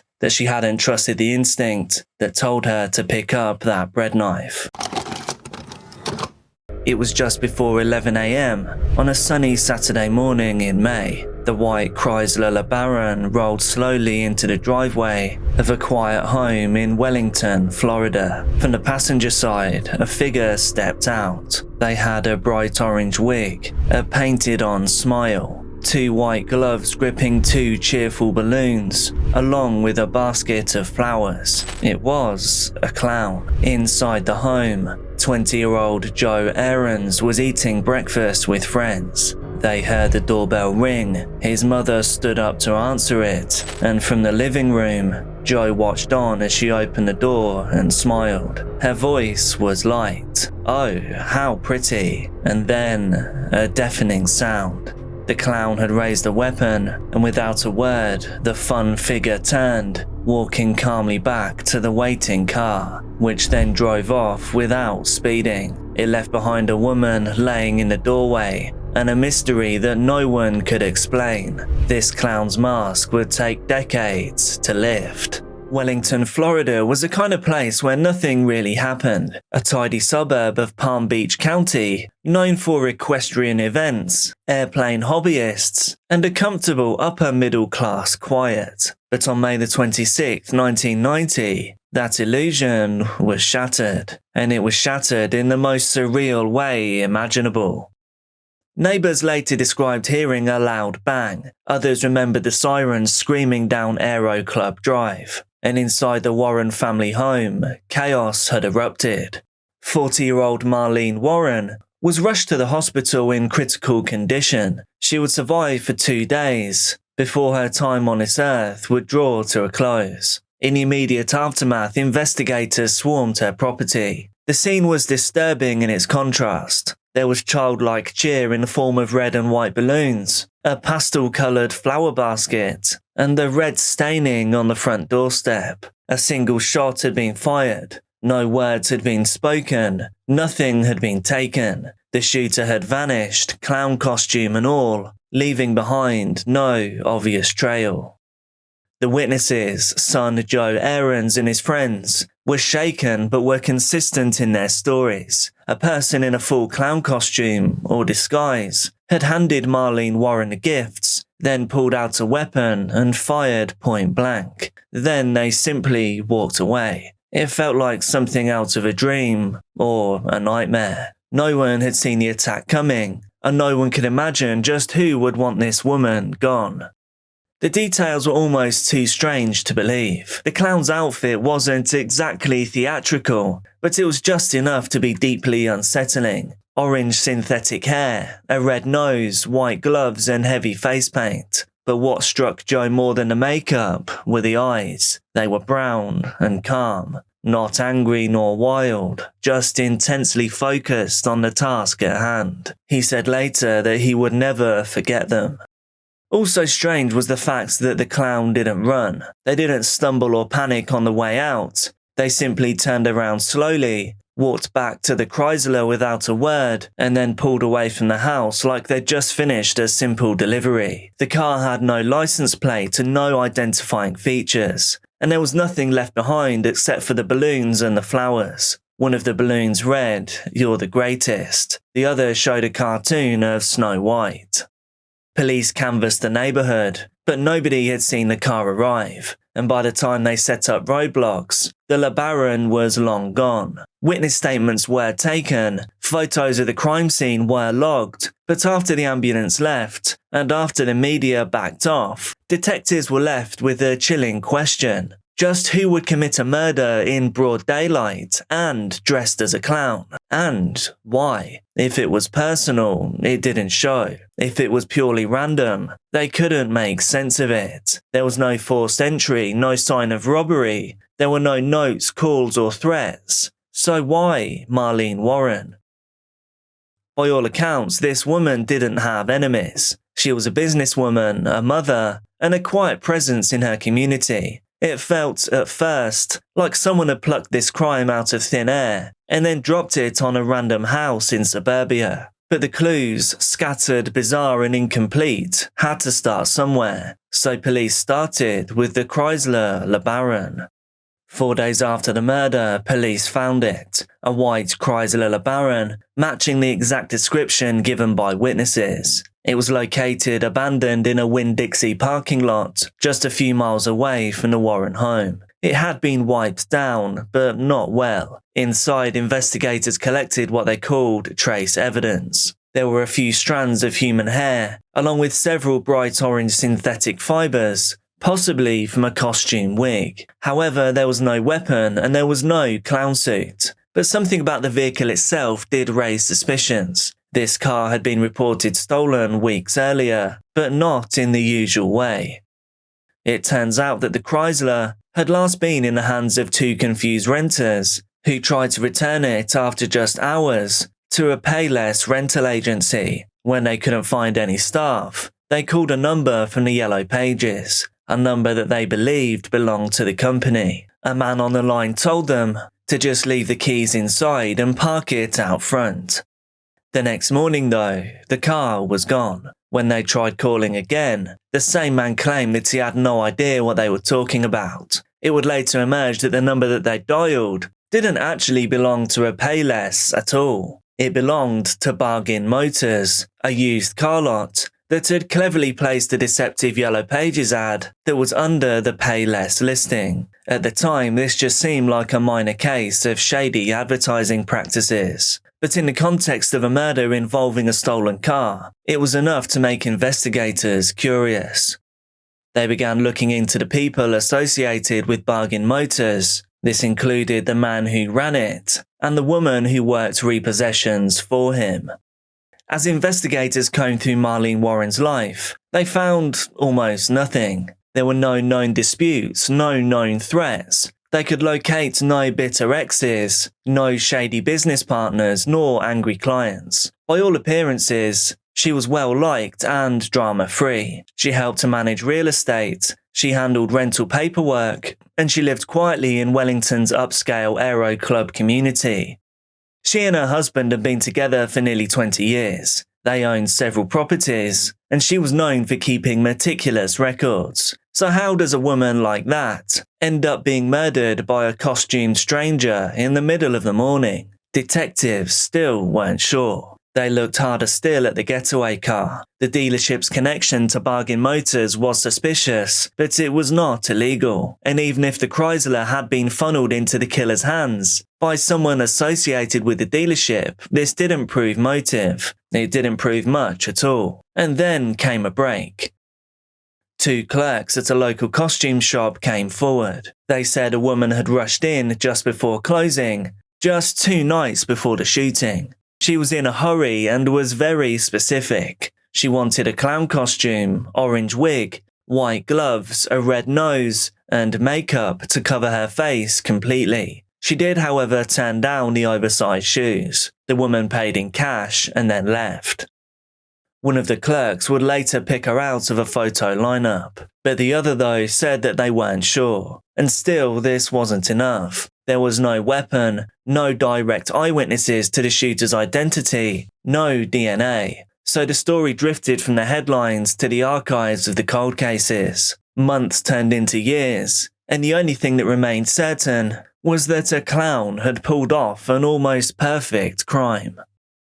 Son Joe Aarons was just 20 years old when he watched his mother collapse in the doorway of their home. He stayed with her until the ambulance arrived. He rode in the car behind it. He waited in the hospital. And 2 days later, he sat by her bedside when she passed. For decades, Joe's life was marked by what he saw that morning. The noise, the eyes, the surreal image of his mother smiling at balloons, just seconds before her life was snuffed out. He would later say, though, that the worst part of all of this was the lack of answers. There was no one to blame. There was no face to point at, no trial to attend. So he was left stuck in the moment. Marlene's family held on to fragments and memories. They remembered her voice, her calm, her sense of humour, and they remembered the last thing that she reportedly told her mother. This was just weeks before her time was ended. If anything happens to me, you know who did it. But even that cryptic warning seemed to lead nowhere. Years passed, the evidence just gathered dust. Witnesses moved away, some passed on. Marlene's name started to fade from public memory, until that is 2014. That year, the Palm Beach County Sheriff's Office received a federal grant to reinvestigate cold cases using newly available DNA technology, and one of those files flagged for review, the Killer Clown case.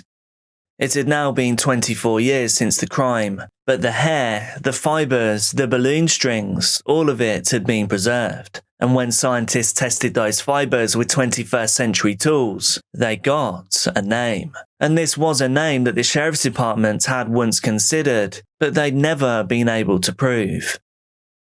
The hair found in the Chrysalilla barren was brown, it was long, female, and it was from a human. Back in 1990, that kind of evidence could only really be visually compared, not scientifically matched. But now, mitochondrial DNA testing allowed investigators to draw clear genetic links. The hair matched a woman who'd once worked for Michael Warren, Marlene's husband. Her name was Sheila Keene, and the business in question was Bargain Cars.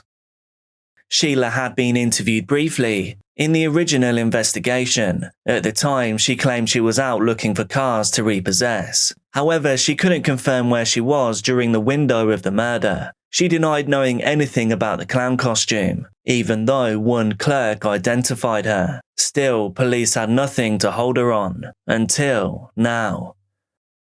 Not only did the DNA evidence bring her back into focus, detectives also confirmed something else. Sheila Keene hadn't just worked with Michael Warren back then, she was living with him now, and they were in fact married. The two of them had tied the knot in 2002, 12 years after Marlene Warren's murder. They were living in a remote part of Southwest Virginia, running a burger stand called the Purple Cow. Neighbours described them as quiet, friendly, and deeply private. But behind the smiles and deep-fried milkshakes, a question lingered. Had Sheila Keene once worn that clown costume? Had the couple waited out justice for nearly 3 decades? In September of 2017, deputies from the Palm Beach County Sheriff's Office travelled to Abingdon, Virginia. They located Sheila and they arrested her. Sheila did not resist. She waived extradition back to Florida, and for the first time in 27 years, Marlene Warren's family saw a chance at justice. But that didn't mean the case was just over. In fact, things were about to get more complicated than ever. Well, I'm here on the main street of Abington. It's a historic, quaint town where this story of one of their own charged with a heinous crime from decades ago continues to be front page news. In Palm Beach County, she's called Sheila Keene Warren, but here she's Debbie, and in her neighborhood 15 minutes away from here, people are talking, but they don't really know what to say.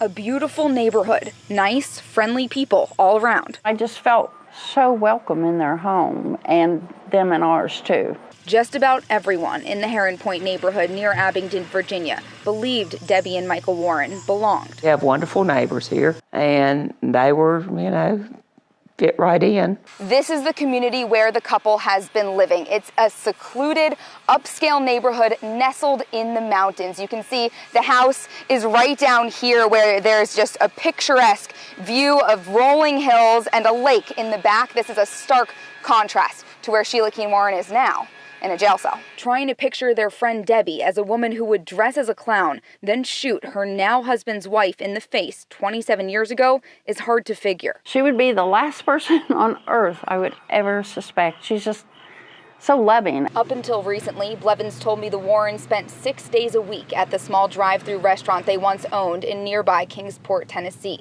It's called the Purple Cow.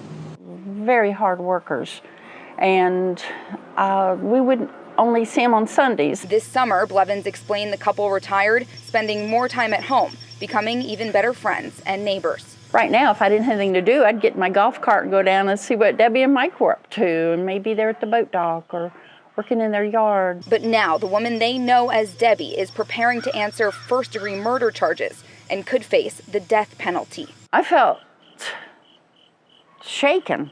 Very, very shocked. And when I stopped by the Warrens' house this morning, a woman answered the door, saying Michael Warren wasn't home either. Is Michael Warren, is he home? No, he isn't. Okay. You're just watching the house. Okay. Sorry. Thank you. He's not doing well. He's very, very distraught. When we talked on the phone, he said, Brooke, she did not do this. And I said, I believe you, and I love you both, no matter what.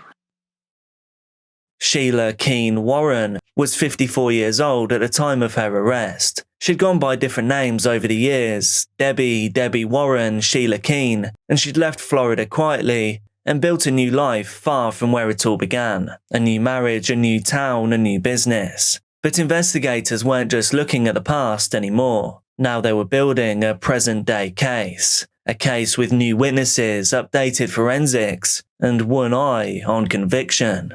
There were problems though. Some of the evidence had degraded over time. Some witnesses had now passed away, and others couldn't remember what they saw clearly in 1990. And some of the forensic results, particularly one DNA sample, showed traits found in as many as 1 in 20 women. The defense would pounce on that. They accused prosecutors of pursuing a shaky case just to close a high-profile cold file. They said Sheila had been targeted because she was the only viable suspect left. And they pointed out something strange. At least 40 other clown sightings had been documented in the days surrounding the murder. So could another clown have done this? Was this just a case of clown misidentification? I guess stranger things have happened.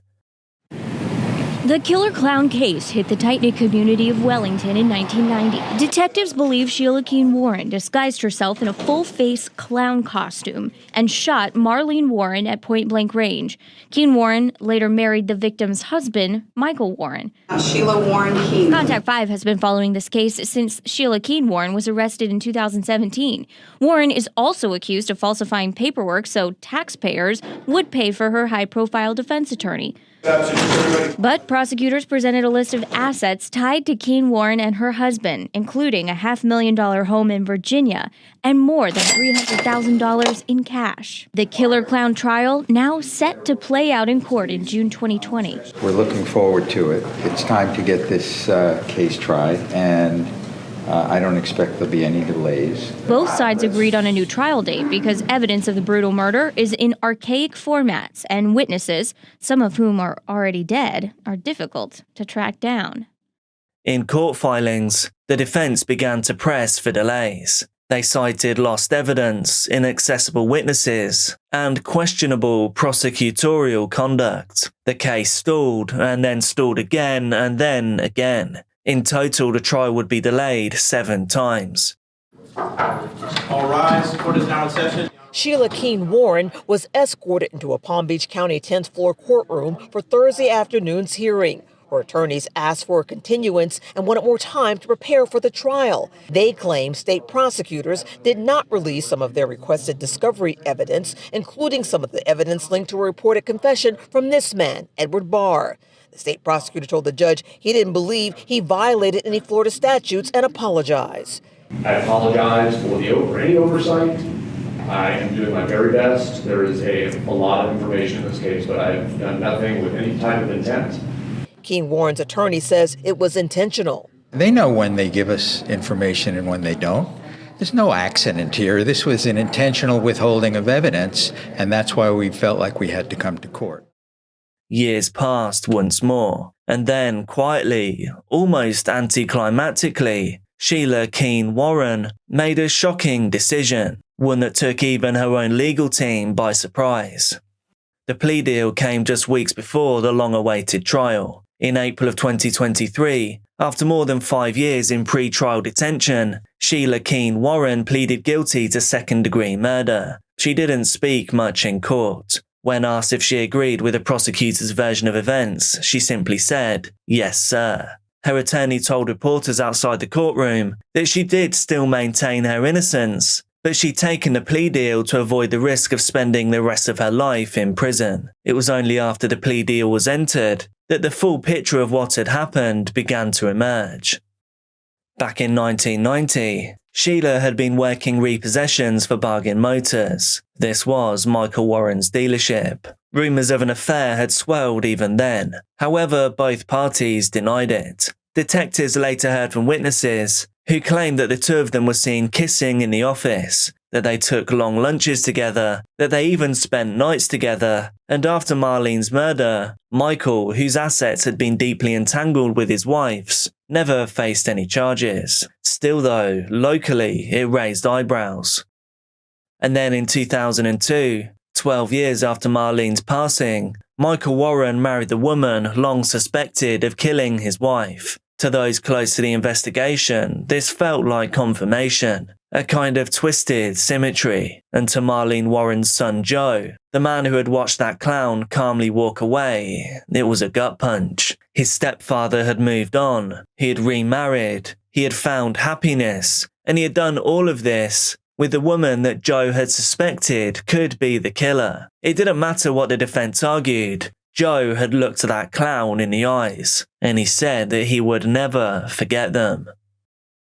Following the plea deal, the sentence was 12 years, but under Florida law, Sheila Keene Warren received credit for time served, including the years that she spent behind bars awaiting trial. She also earned early release for good behaviour. And are you ready to hear the most insane thing I've ever told you? In total, she served just 18 months in state prison.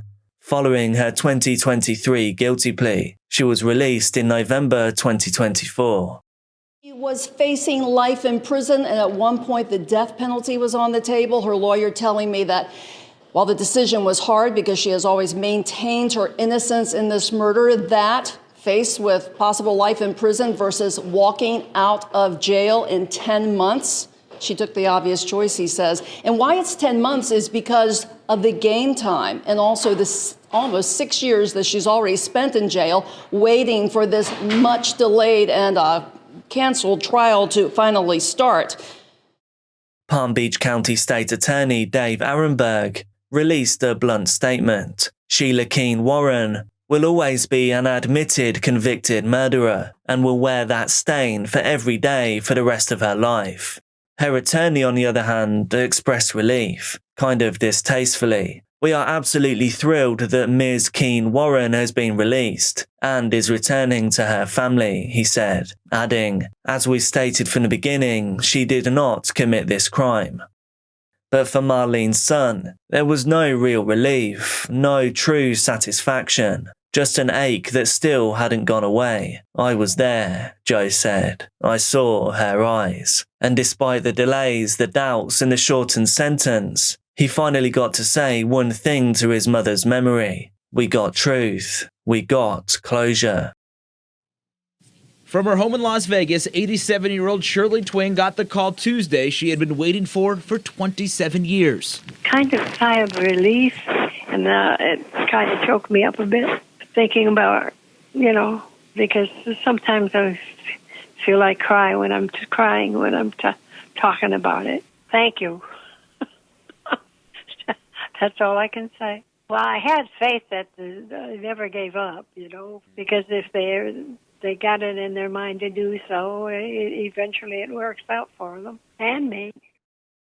For over 30 years, the story of the killer clown haunted Florida headlines. A woman murdered at her front door, a balloon that said, "You're the greatest," a suspect who vanished for decades, only to return wearing a wedding ring with the victim's husband. In the end, the case didn't end with a dramatic trial or a televised verdict. It ended strangely quietly, with a plea, and with an insanely quick release. Some believe that Sheila was wrongly convicted, that she was forced into a corner by an aging case and a tired legal system. Others believe that she escaped justice entirely. But one way or another, this case is closed. 18 months. Crazy.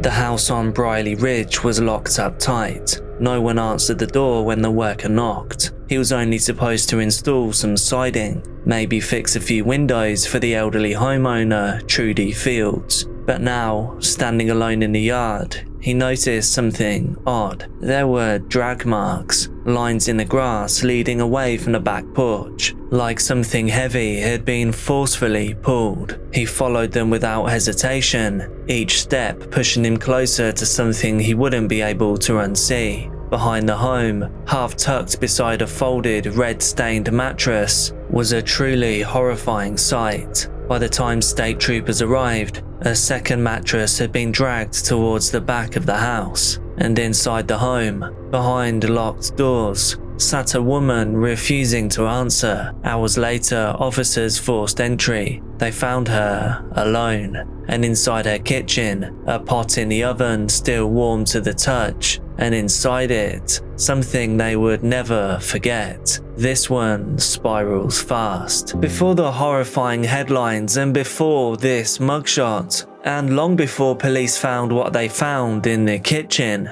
Torelina May Fields was just a girl with big dreams. She grew up in rural Kentucky and had classic country girl vibes. There were chickens in the yard, a piano on the porch, bouncy blonde curls, and a girl that everyone called Tori. Her family described her childhood as loving and stable. She was a girl who went fishing with her dad, who rode horses with her cousins, but that dreamed of something bigger. In high school, she was voted as biggest flirt. She ran track, and she joined community service clubs. Her yearbook quote read, "There are two types of people in the world, those who are forgotten and those who are remembered. I choose to be remembered." And it seems that she really meant this. After graduating in 2011, Tori enrolled at Morehead State University, and there she majored in criminology. However, her passion leaned more towards lights and cameras than to law. She moved to California in her 20s and rebranded herself as Naomi Navarre. She was an actress, a fitness influencer, and an aspiring singer. She starred in indie films like The Desert Project and A Dance Story, where she played a confident ballroom dancer opposite the film's lead. The director described her as a dream to work with. She was bright, she was tough, and she was always laughing on set. Actor and director Andoni Zorbis says for months he worked closely with the woman known as Naomi Navarre after she was cast as the role of Victoria in A Dance Story. We bonded over our mothers, so, she really loved her mother, which is very odd of what happened. Like on one occasion when I was driving her, she said to me that, "Oh, you should come and taste my mother's cookies because she makes the best cookies." But behind the energy and the ambition, something was shifting. Friends say that the sparkle in her eyes began to fade, but then came the accident.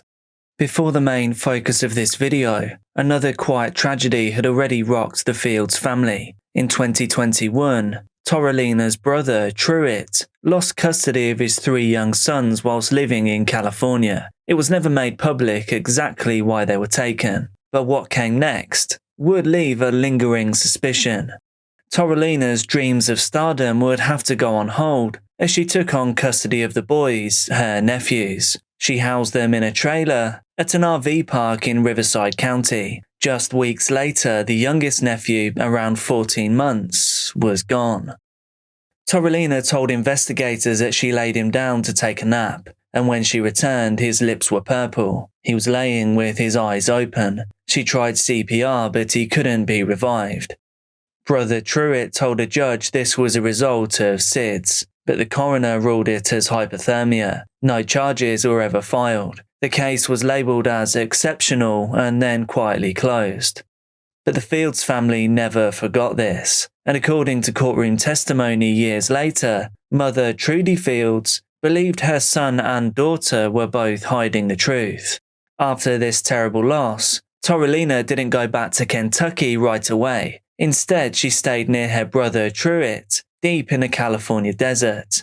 The brother had been living off-grid for years in a lawless squatter settlement called Slab City. There was no running water, no electricity, just solar panels, old trailers, a community of strangers living by their own rules. Truett, known as Bear, was a local fixture there. He gave interviews to documentary filmmakers, posted strange spiritual monologues on social media, and bragged online that he'd gone 30 years without killing anybody. It was during this time that Torelina suffered the serious motorbike crash, and then she was back in Kentucky, and just weeks after that, the events of this video happened. Her dreams of becoming an ultra-famous actress were now gone, and now a new and very different life lay ahead of her. And this is when her mother Trudy stepped in. She brought her daughter back home, back to Kentucky, back to Briley Ridge, but nobody could have predicted what would happen next. October the 8th, 2024, a local worker arrived at the Fields' residence to begin repairs on Trudy's home. He saw both women on the property, Trudy the homeowner and Torelina, who was now living there full-time after her return from California. However, the worker left unsettled. Something about Torelina's behaviour didn't sit right. He later told police that she'd been casting spells and acting aggressively towards him and a colleague. He used the word confrontational. He said she didn't seem grounded in reality, and nobody knew it at the time, but that would be the last time that anyone saw Trudy alive. When the man returned the next day at around noon, no one answered the door to the home, and now something felt wrong. It was quiet, but in a way that felt off. And then the man noticed them, the marks in the grass, heavy erratic drag lines leading away from the porch. Following this trail, he reached the back of the property, and that's when he found her, a human body, and I mean literally the body, torso only. It was lying beside a folded, red-soaked mattress. There were no limbs, no head, and hair had been piled nearby. The man stumbled back and called 911, and he told dispatchers what he'd seen. He believed the body belonged to homeowner Trudy Fields. Kentucky State Police responded immediately. They found the front door locked and nobody answering. They circled the property, noting congealed red on the back porch and threshold. Inside the home, someone was moving, but whoever was inside wouldn't speak. They wouldn't open the door, and so the special response team was called in.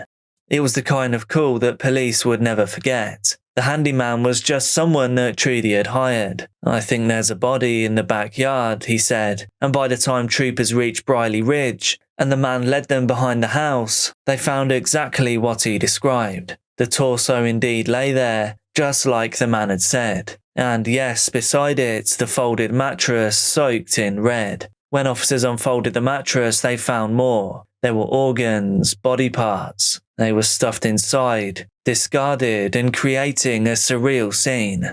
Notably though, even combining all of the visible parts outside of the home, there was still a lot of this person missing. And believe me, this story somehow finds a way to keep on getting worse and worse.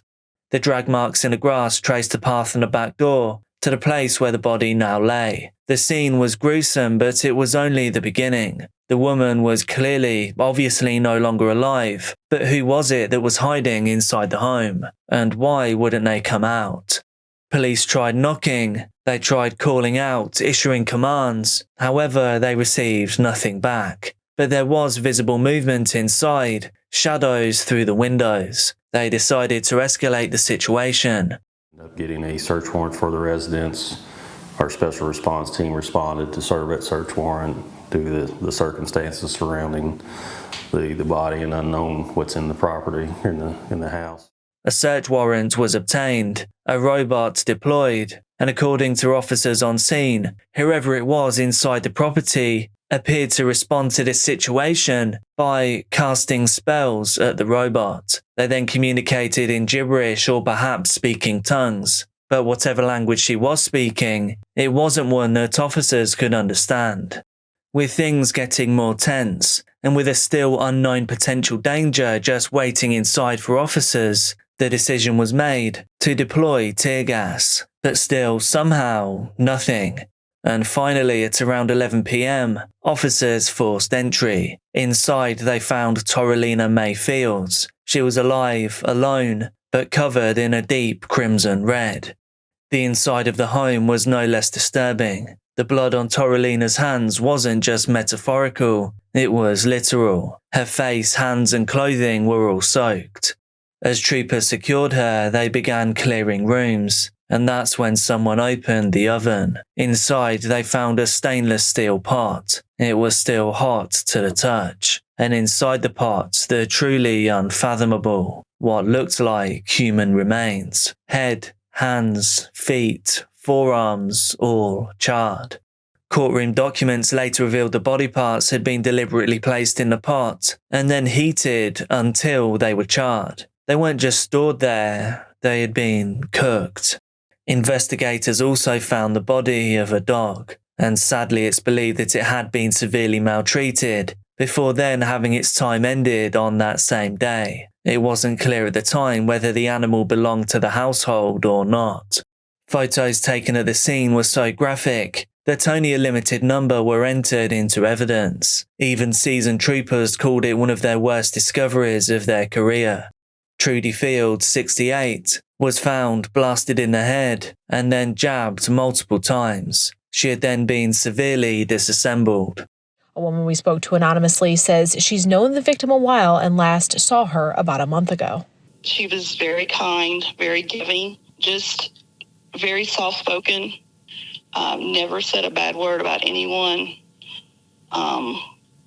You couldn't help but not love her. I cried, and I'm just in shock because I just can't believe it happened, and I can't believe it happened here in this small town.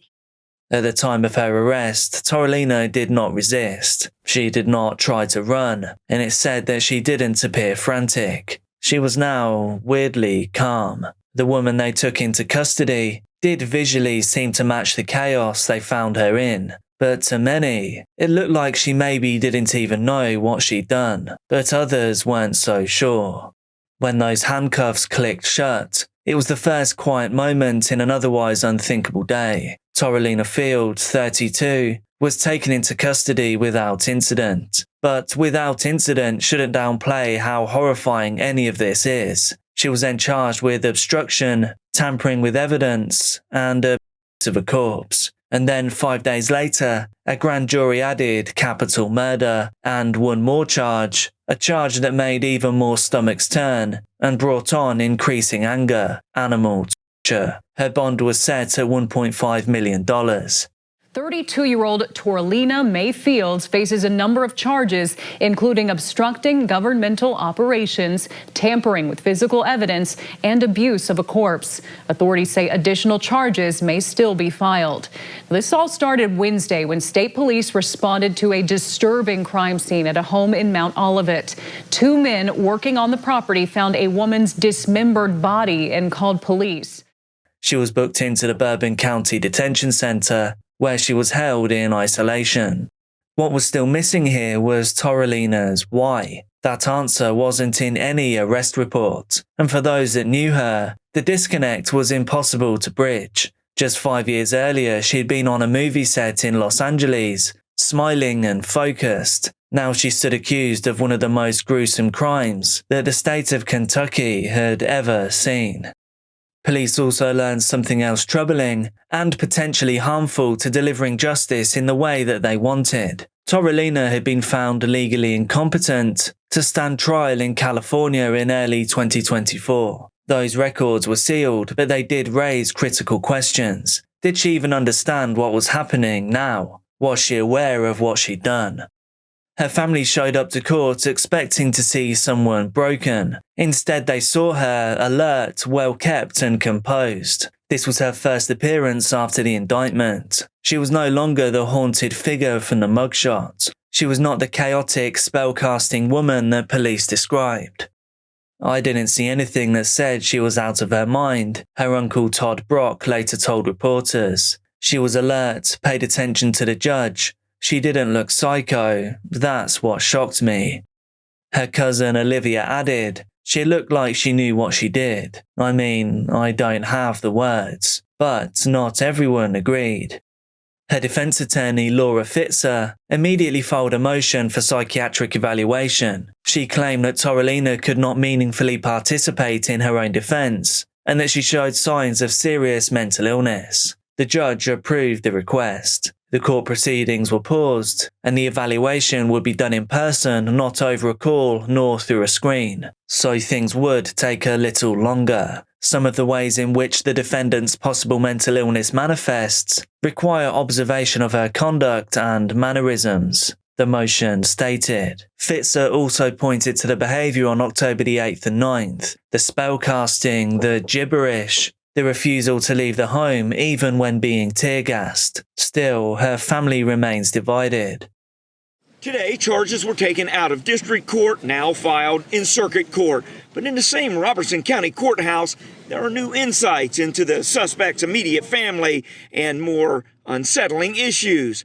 This protection order, just filed by the suspect's sister, Telby Fields, says another family member has threatened to kill her We're not naming that person. She says the person is mentally and utterly unstable. She ends the application saying, when my body is found, she says, this person murdered me. A protective order, the latest dark chapter. The redacted name from this clip is Truitt. So, Torolina's sister filed a protective order against Truitt. She claimed that what Torolina did wasn't just madness, but it was a manipulation, that Truitt had advised her to do this, that he believed ending their mother would secure his birthright, which I guess is the family farm and land, as the firstborn. The sister wrote, without this order, I am next. Some think that the accident in California triggered a severe mental break. Others, however, aren't sure. They all agree on one thing though, that what happened to Trudy was unthinkable. But now they're left with two haunting questions. What really happened inside that house? And what mental state was Torolina Fields in when she did it? As of now, no sentencing has taken place. Torolina Fields remains in custody, still awaiting the results of her psychiatric evaluation. If she's found competent, she will stand trial. If not, she may never see a courtroom again. I'll update you when the case reaches its conclusion. The front porch looked like it belonged on a postcard. White picket fence, a holiday wreath still clinging to the door, but no one had seen the Tote family in weeks. Inside the carefully planned town of Celebration, Disney's blueprint for a suburban utopia, mail piled up, a deadbolt stayed locked, and vague messages trickled out to friends and relatives. We're all sick, just resting. We're going off grid for a bit. Then came the eviction notice. When agents arrived on January the 13th, 2020, it was supposed to be about health insurance fraud, a routine arrest. Instead, looking ashen and shaking, he muttered that his wife was asleep and the kids were out at a sleepover. But when officers pushed inside the two-story home, all hell broke loose. Before the headlines, before the courtroom breakdowns and conflicting confessions, Anthony Tote was considered a model family man, a licensed physical therapist, a youth soccer coach, and a husband to Megan, his college sweetheart, as well as a father of 3 bright, musically gifted kids. In 2017, the Totes left their longtime home in Connecticut for a new start in Celebration, Florida, a community originally designed by the Walt Disney Company itself. The streets were lined with pastel houses and manicured lawns. It was the kind of place that people called storybook perfect. They rented a large home and bought a condo nearby. Megan homeschooled their kids, Alec 13, a budding pianist, Tyler 11, a bookworm, and Zoe 4, an energetic, curious little girl who everyone called a princess. They also had a family dog called Breezy. The family went on holidays. They posted smiling photos, and everything looked idyllic from the outside. Anthony still commuted back to Connecticut during the week in order to run his physical therapy practice. On weekends, he coached soccer, and he led an active role in his kids' lives. But that double life, commuter dad, long-distance business owner, Disney neighbor, was starting to crack. Debt was mounting. Anthony had taken out multiple high-interest loans, totaling more than a horrendous $200,000, an amount that actually makes me feel physically sick. I mean, can you even begin to imagine that? Horrible.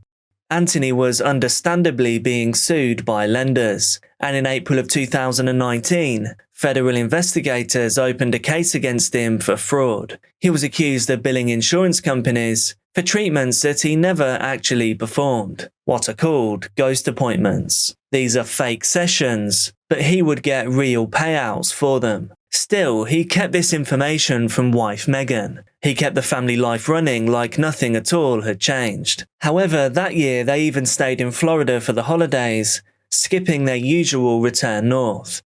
By November, his clinic had been raided. By December, their rental home was under threat of eviction. But instead of just telling the truth, Anthony said that they were going to go on another vacation, and while they were away, they would be unreachable. But then they all but vanished. At first, no one panicked. Megan's relatives got text messages saying that the family had come down with the flu, that they were still recovering, and that they needed their rest. Some friends received vague holiday updates, but something about them didn't feel quite right. The days dragged on. Christmas came and went, and no one answered their phones, nor did they call back. And then came the eviction notice. It was pinned to their door at 202 Reserve Place. Neighbours even texted Megan about it. She replied with a short message, "We're fine, thanks." But this didn't sound like Megan. With suspicions raising, on December the 29th, police did a welfare check. Nobody answered the door, and legally they couldn't force entry. But behind the scenes, things were escalating. A federal affidavit reveals Tote was being investigated by the FBI after they report he engaged in a healthcare fraud scheme in which he allegedly submitted fake claims to Connecticut's Medicaid program from 2015 to 2019. In the affidavit, when questioned as to the motivation for committing the fraud, authorities say Tote blamed loans and living above his means. And according to his Florida landlord, Tote owed over $6,000 in back rent and was being evicted. After not hearing from Tote for some time, federal agents reached out to a Connecticut relative who said she too was having a hard time contacting the family, according to the affidavit. She then reached out to the Osceola County Sheriff's Office. They did a well-being check at their home, but say they didn't find anything suspicious. Federal agents from the Department of Health and Human Services were busy still building their fraud case against Anthony Tote. They now had a warrant for his arrest. On January the 13th, 2020, but this time with deputies from the Osceola County Sheriff's Office. Mail was now stacked high on the porch. The same Christmas decorations still hung untouched. This time, the front door creaked open. Anthony stood there, swaying slightly. He looked pale. He said the kids were on a sleepover, said that Megan was upstairs, sleeping. He even turned his head and called her name, as if he was expecting her to answer, but she didn't. Deputies entered the house. There was an immediate, overwhelming stench of death. It wouldn't take long to discover the source, and I'll warn you, the truth is really very disturbing. In the master bedroom, they found 5 bodies. Megan, Alec, Tyler, Zoe, and the family dog, Breezy. They were wrapped in blankets, positioned together. They were far gone enough that it was hard to even tell who was who. Zoe had been hidden beneath her mother's legs. A crucifix was found clutched in one hand. Bottles of Benadryl were strewn across the floor. Members of the community still shocked at everything that has unfolded. I ran into Tony now and then. But this is just a total shock. It's shocking. It's sad. It's awful. Tote is now facing 4 counts of murder and 1 count of animal cruelty and is being held in police custody without bond. Live in Colchester tonight, Zania Maldonado, Fox 61 News.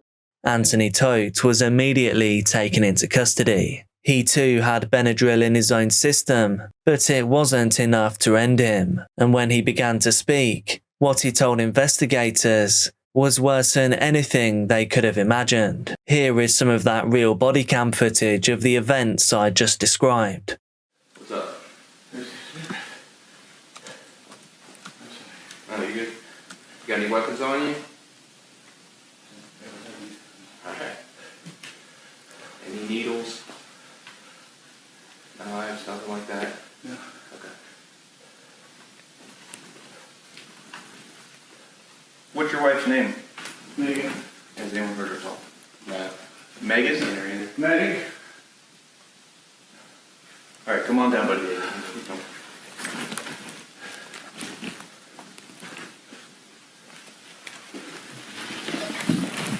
right. Take control. Yep. All right, just sit. Have a seat. You good? I got you. So have a seat. Megan. Face forward for me, all right? Put your hands forward, too, all right? Megan?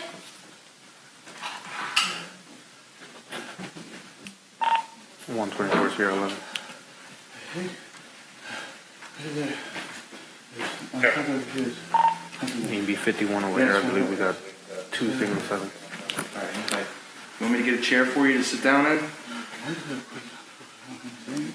What's that? Hey, can you run out there and grab some gloves? We still can't find the daughter. What? Where's Zoe? I haven't seen her. She went with you. Oh, no, I didn't see her. I was sleeping. She was in here. I didn't see anything. Check the garage. When investigators sat down with Anthony Tote after his arrest, he didn't act like a man who had just lost his family. He rambled, he mumbled, he described a spiritual mission. He claimed that Megan had long suffered from chronic Lyme disease, that she'd grown depressed after a miscarriage, and that she'd recently become obsessed with the idea of reincarnation and the idea of an impending apocalypse. According to Anthony, Megan believed their family had bad karma and that they needed to burn it away by passing altogether. He said she convinced him that if they did, that their souls would ascend to a better life if they just left the physical world behind. Anthony told detectives that they sat down and talked it through with their children. He claims that the children agreed, that they said, "We want to die with you." The plan was to use Benadryl to sedate the children peacefully and then carry out the rest of the plan using sharp implements.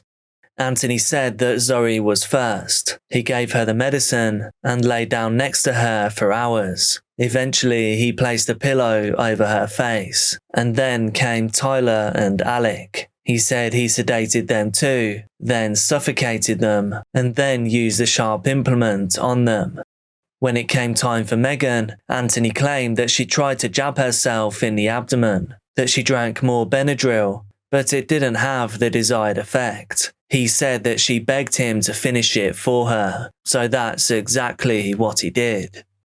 Afterwards, he says he arranged the bodies in the bedroom. He placed a crucifix in their hands, and then, according to him, he wanted to end his own time too. So he too took Benadryl, but not enough. He said that he couldn't bring himself to use the sharp implement on himself. He claims he passed out, woke up again, and then just wandered around the house. He never called for help, but he did leave the house to buy alcohol. He also checked the mail, and he even went out for fast food once or twice. And he says before he knew it, 3 weeks had passed, and all that time he continued living in the house with his family. He simply covered them in blankets and kept the doors shut. To the outside world, they were simply away on vacation. Everyone was still recovering from the flu. However, Anthony Tote claimed that they were in fact on a path to rebirth.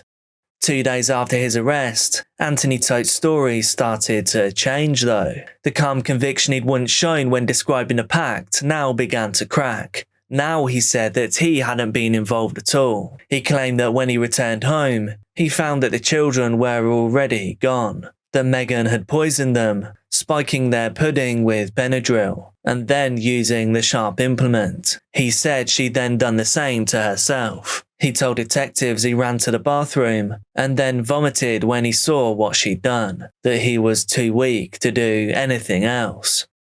However, investigators just weren't buying it. His initial confession had been graphic and specific, and it was consistent with the physical evidence found at the scene. He knew the order in which everyone had passed, and he also knew that Megan hadn't managed to jab herself fatally, that her wounds were only really superficial. So, self-inflicted or not, they wouldn't have been enough to end her time. Prosecutors also pointed to his behaviour in the days and weeks that followed. He'd used his family's phones to send fake text messages. He'd told relatives that they were all sick, that they were going on holiday, and that they wouldn't be in contact. He had taken deliberate steps to maintain the illusion of normalcy long after the family were gone. When asked why he didn't call 911, even if it was Megan that had done it, he had no real answer. He talked about being confused, about being overwhelmed and emotionally shattered. During this time, he also continued using money that he'd gained from fraudulent insurance claims, and he had done nothing to preserve the dignity of the people that he claimed to love. At one point, he suggested that maybe he had blacked out and done it, but then he retracted that statement. Then he just blamed Meghan again. In jail, he wrote a 27-page letter to his estranged father, Robert Tote. And we're going to have to take a short detour here, because Robert and Anthony may actually have a few things in common. The real story of Anthony Tote doesn't begin in Celebration, Florida. It begins in Pennsylvania in 1980. Back then, Anthony was just 4 years old. That year, his father, Robert Tote, was arrested for hiring a former student to end Anthony's mother, Loretta. Robert was a high school wrestling coach and a special education teacher. He paid a 19-year-old with learning difficulties just $800 to pull the trigger on Loretta while she slept. His motive for doing this? He wanted to marry his mistress. Anthony, along with his younger sister, were in the house that night. Robert would later say that his son saw the guy, saw the gun, saw everything.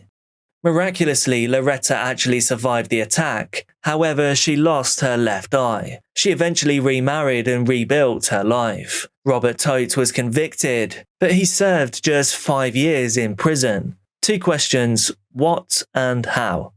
After his release, he and Anthony didn't speak for years, but by 2020, in the wake of Anthony's own arrest, they had reconnected, and Robert defended his son. He said that the case didn't make a whole lot of sense, that Anthony had been mistreated by the justice system, that his confessions shouldn't have been used against him, but to prosecutors, the parallels were chilling. 2 generations, 2 fathers, 2 families destroyed from the inside out. Investigators claim after his arrest, Anthony Tote confessed to killing his wife, 3 children, and the family dog. But now Tote is telling a different story. Jail phone calls obtained by WESH 2 News record Tote telling his sister he was not present when his family was killed. He also implies his wife, Meghan, was the real killer and that it wasn't her first attempt. Didn't stop this because I wasn't there. I know, I know, and I get what you're saying. I'm just saying, this is awesome. Attempts, just so you know. Huh? Multiple attempts in the last. Tote made similar claims in a letter to his father in June. He said his wife was the one who drugged the children, stabbed and suffocated them, and then stabbed herself. In the phone call with his sister, Tote claims his family meant everything to him. I'm still madly in love with her. I'm still madly in love with the kids. Tote is being held at the Osceola County Jail. Amanda Dukes reporting, WESH 2 News. Anthony Tote may have become a father himself, but the legacy he carried was already soaked in betrayal, secrets, and a terrible familial violence. In the letter to Father Robert, Anthony laid out yet another version of events. He said that Meghan ended the kid's time while he slept, and she then passed by her own hand. He told his father to keep it confidential. However, I'm not making any accusations, but somehow this letter to Robert was leaked to the press. So prosecutors now had at least 3 different stories from Anthony Tote, but only one of them matched the crime scene. When the trial began in April of 2022, the media dubbed him the Disney Dad, the man who had posed with his kids in front of fairy tale castles and then lived in their family home for weeks while their bodies decomposed upstairs. Anthony Tote pleaded not guilty on all charges. He insisted, again, that Meghan was responsible, that he hadn't harmed anyone. On the stand, he cried often. He spoke about Meghan's chronic Lyme disease, about her depression, about her spiritual beliefs, telling the court that his wife's fixation on reincarnation came about after a miscarriage. He said that she had ended the family's time on this earth in a moment of despair. He claims that he lied in his original confession in order to protect his wife's legacy. I was covering for my wife, he told the jury. I didn't want anyone to actually think badly of her, that his confessions had been coerced, that he was in a Benadrylled up, disorientated state. They pointed out that the bodies were too decomposed to determine the exact causes of their demise. They said that the state couldn't prove beyond reasonable doubt that he was the one responsible. However, the prosecution was prepared. They played Anthony's videotaped confession in full. He had confessed twice, once just after his arrest, and again 2 days later. In those recordings, his voice was steady. It was clear and emotionless. He described how he'd given each child the Benadryl, how he'd gone from room to room, and done the deed. He said that Megan had begged him to help her after her own failed attempt on herself, so he did. I love my wife. I love my children. I was not there the night my children died. The kids and my wife woke up.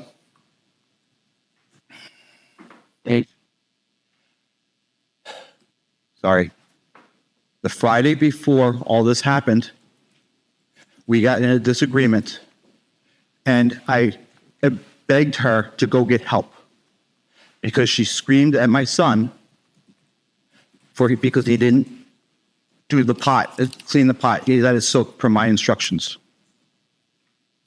This has been a progressive history since the miscarriage. Her anger issues, her frustration issues, and it was directed mostly at me. And I took it. It's okay, because she held me partly responsible for getting her sick initially because I insisted she went to the hospital. I told her after she finally decided to schedule a doctor's appointment on the Thursday after Thanksgiving, she canceled it. I found that out the night before. When she screamed at Tyler, the Friday the 13th,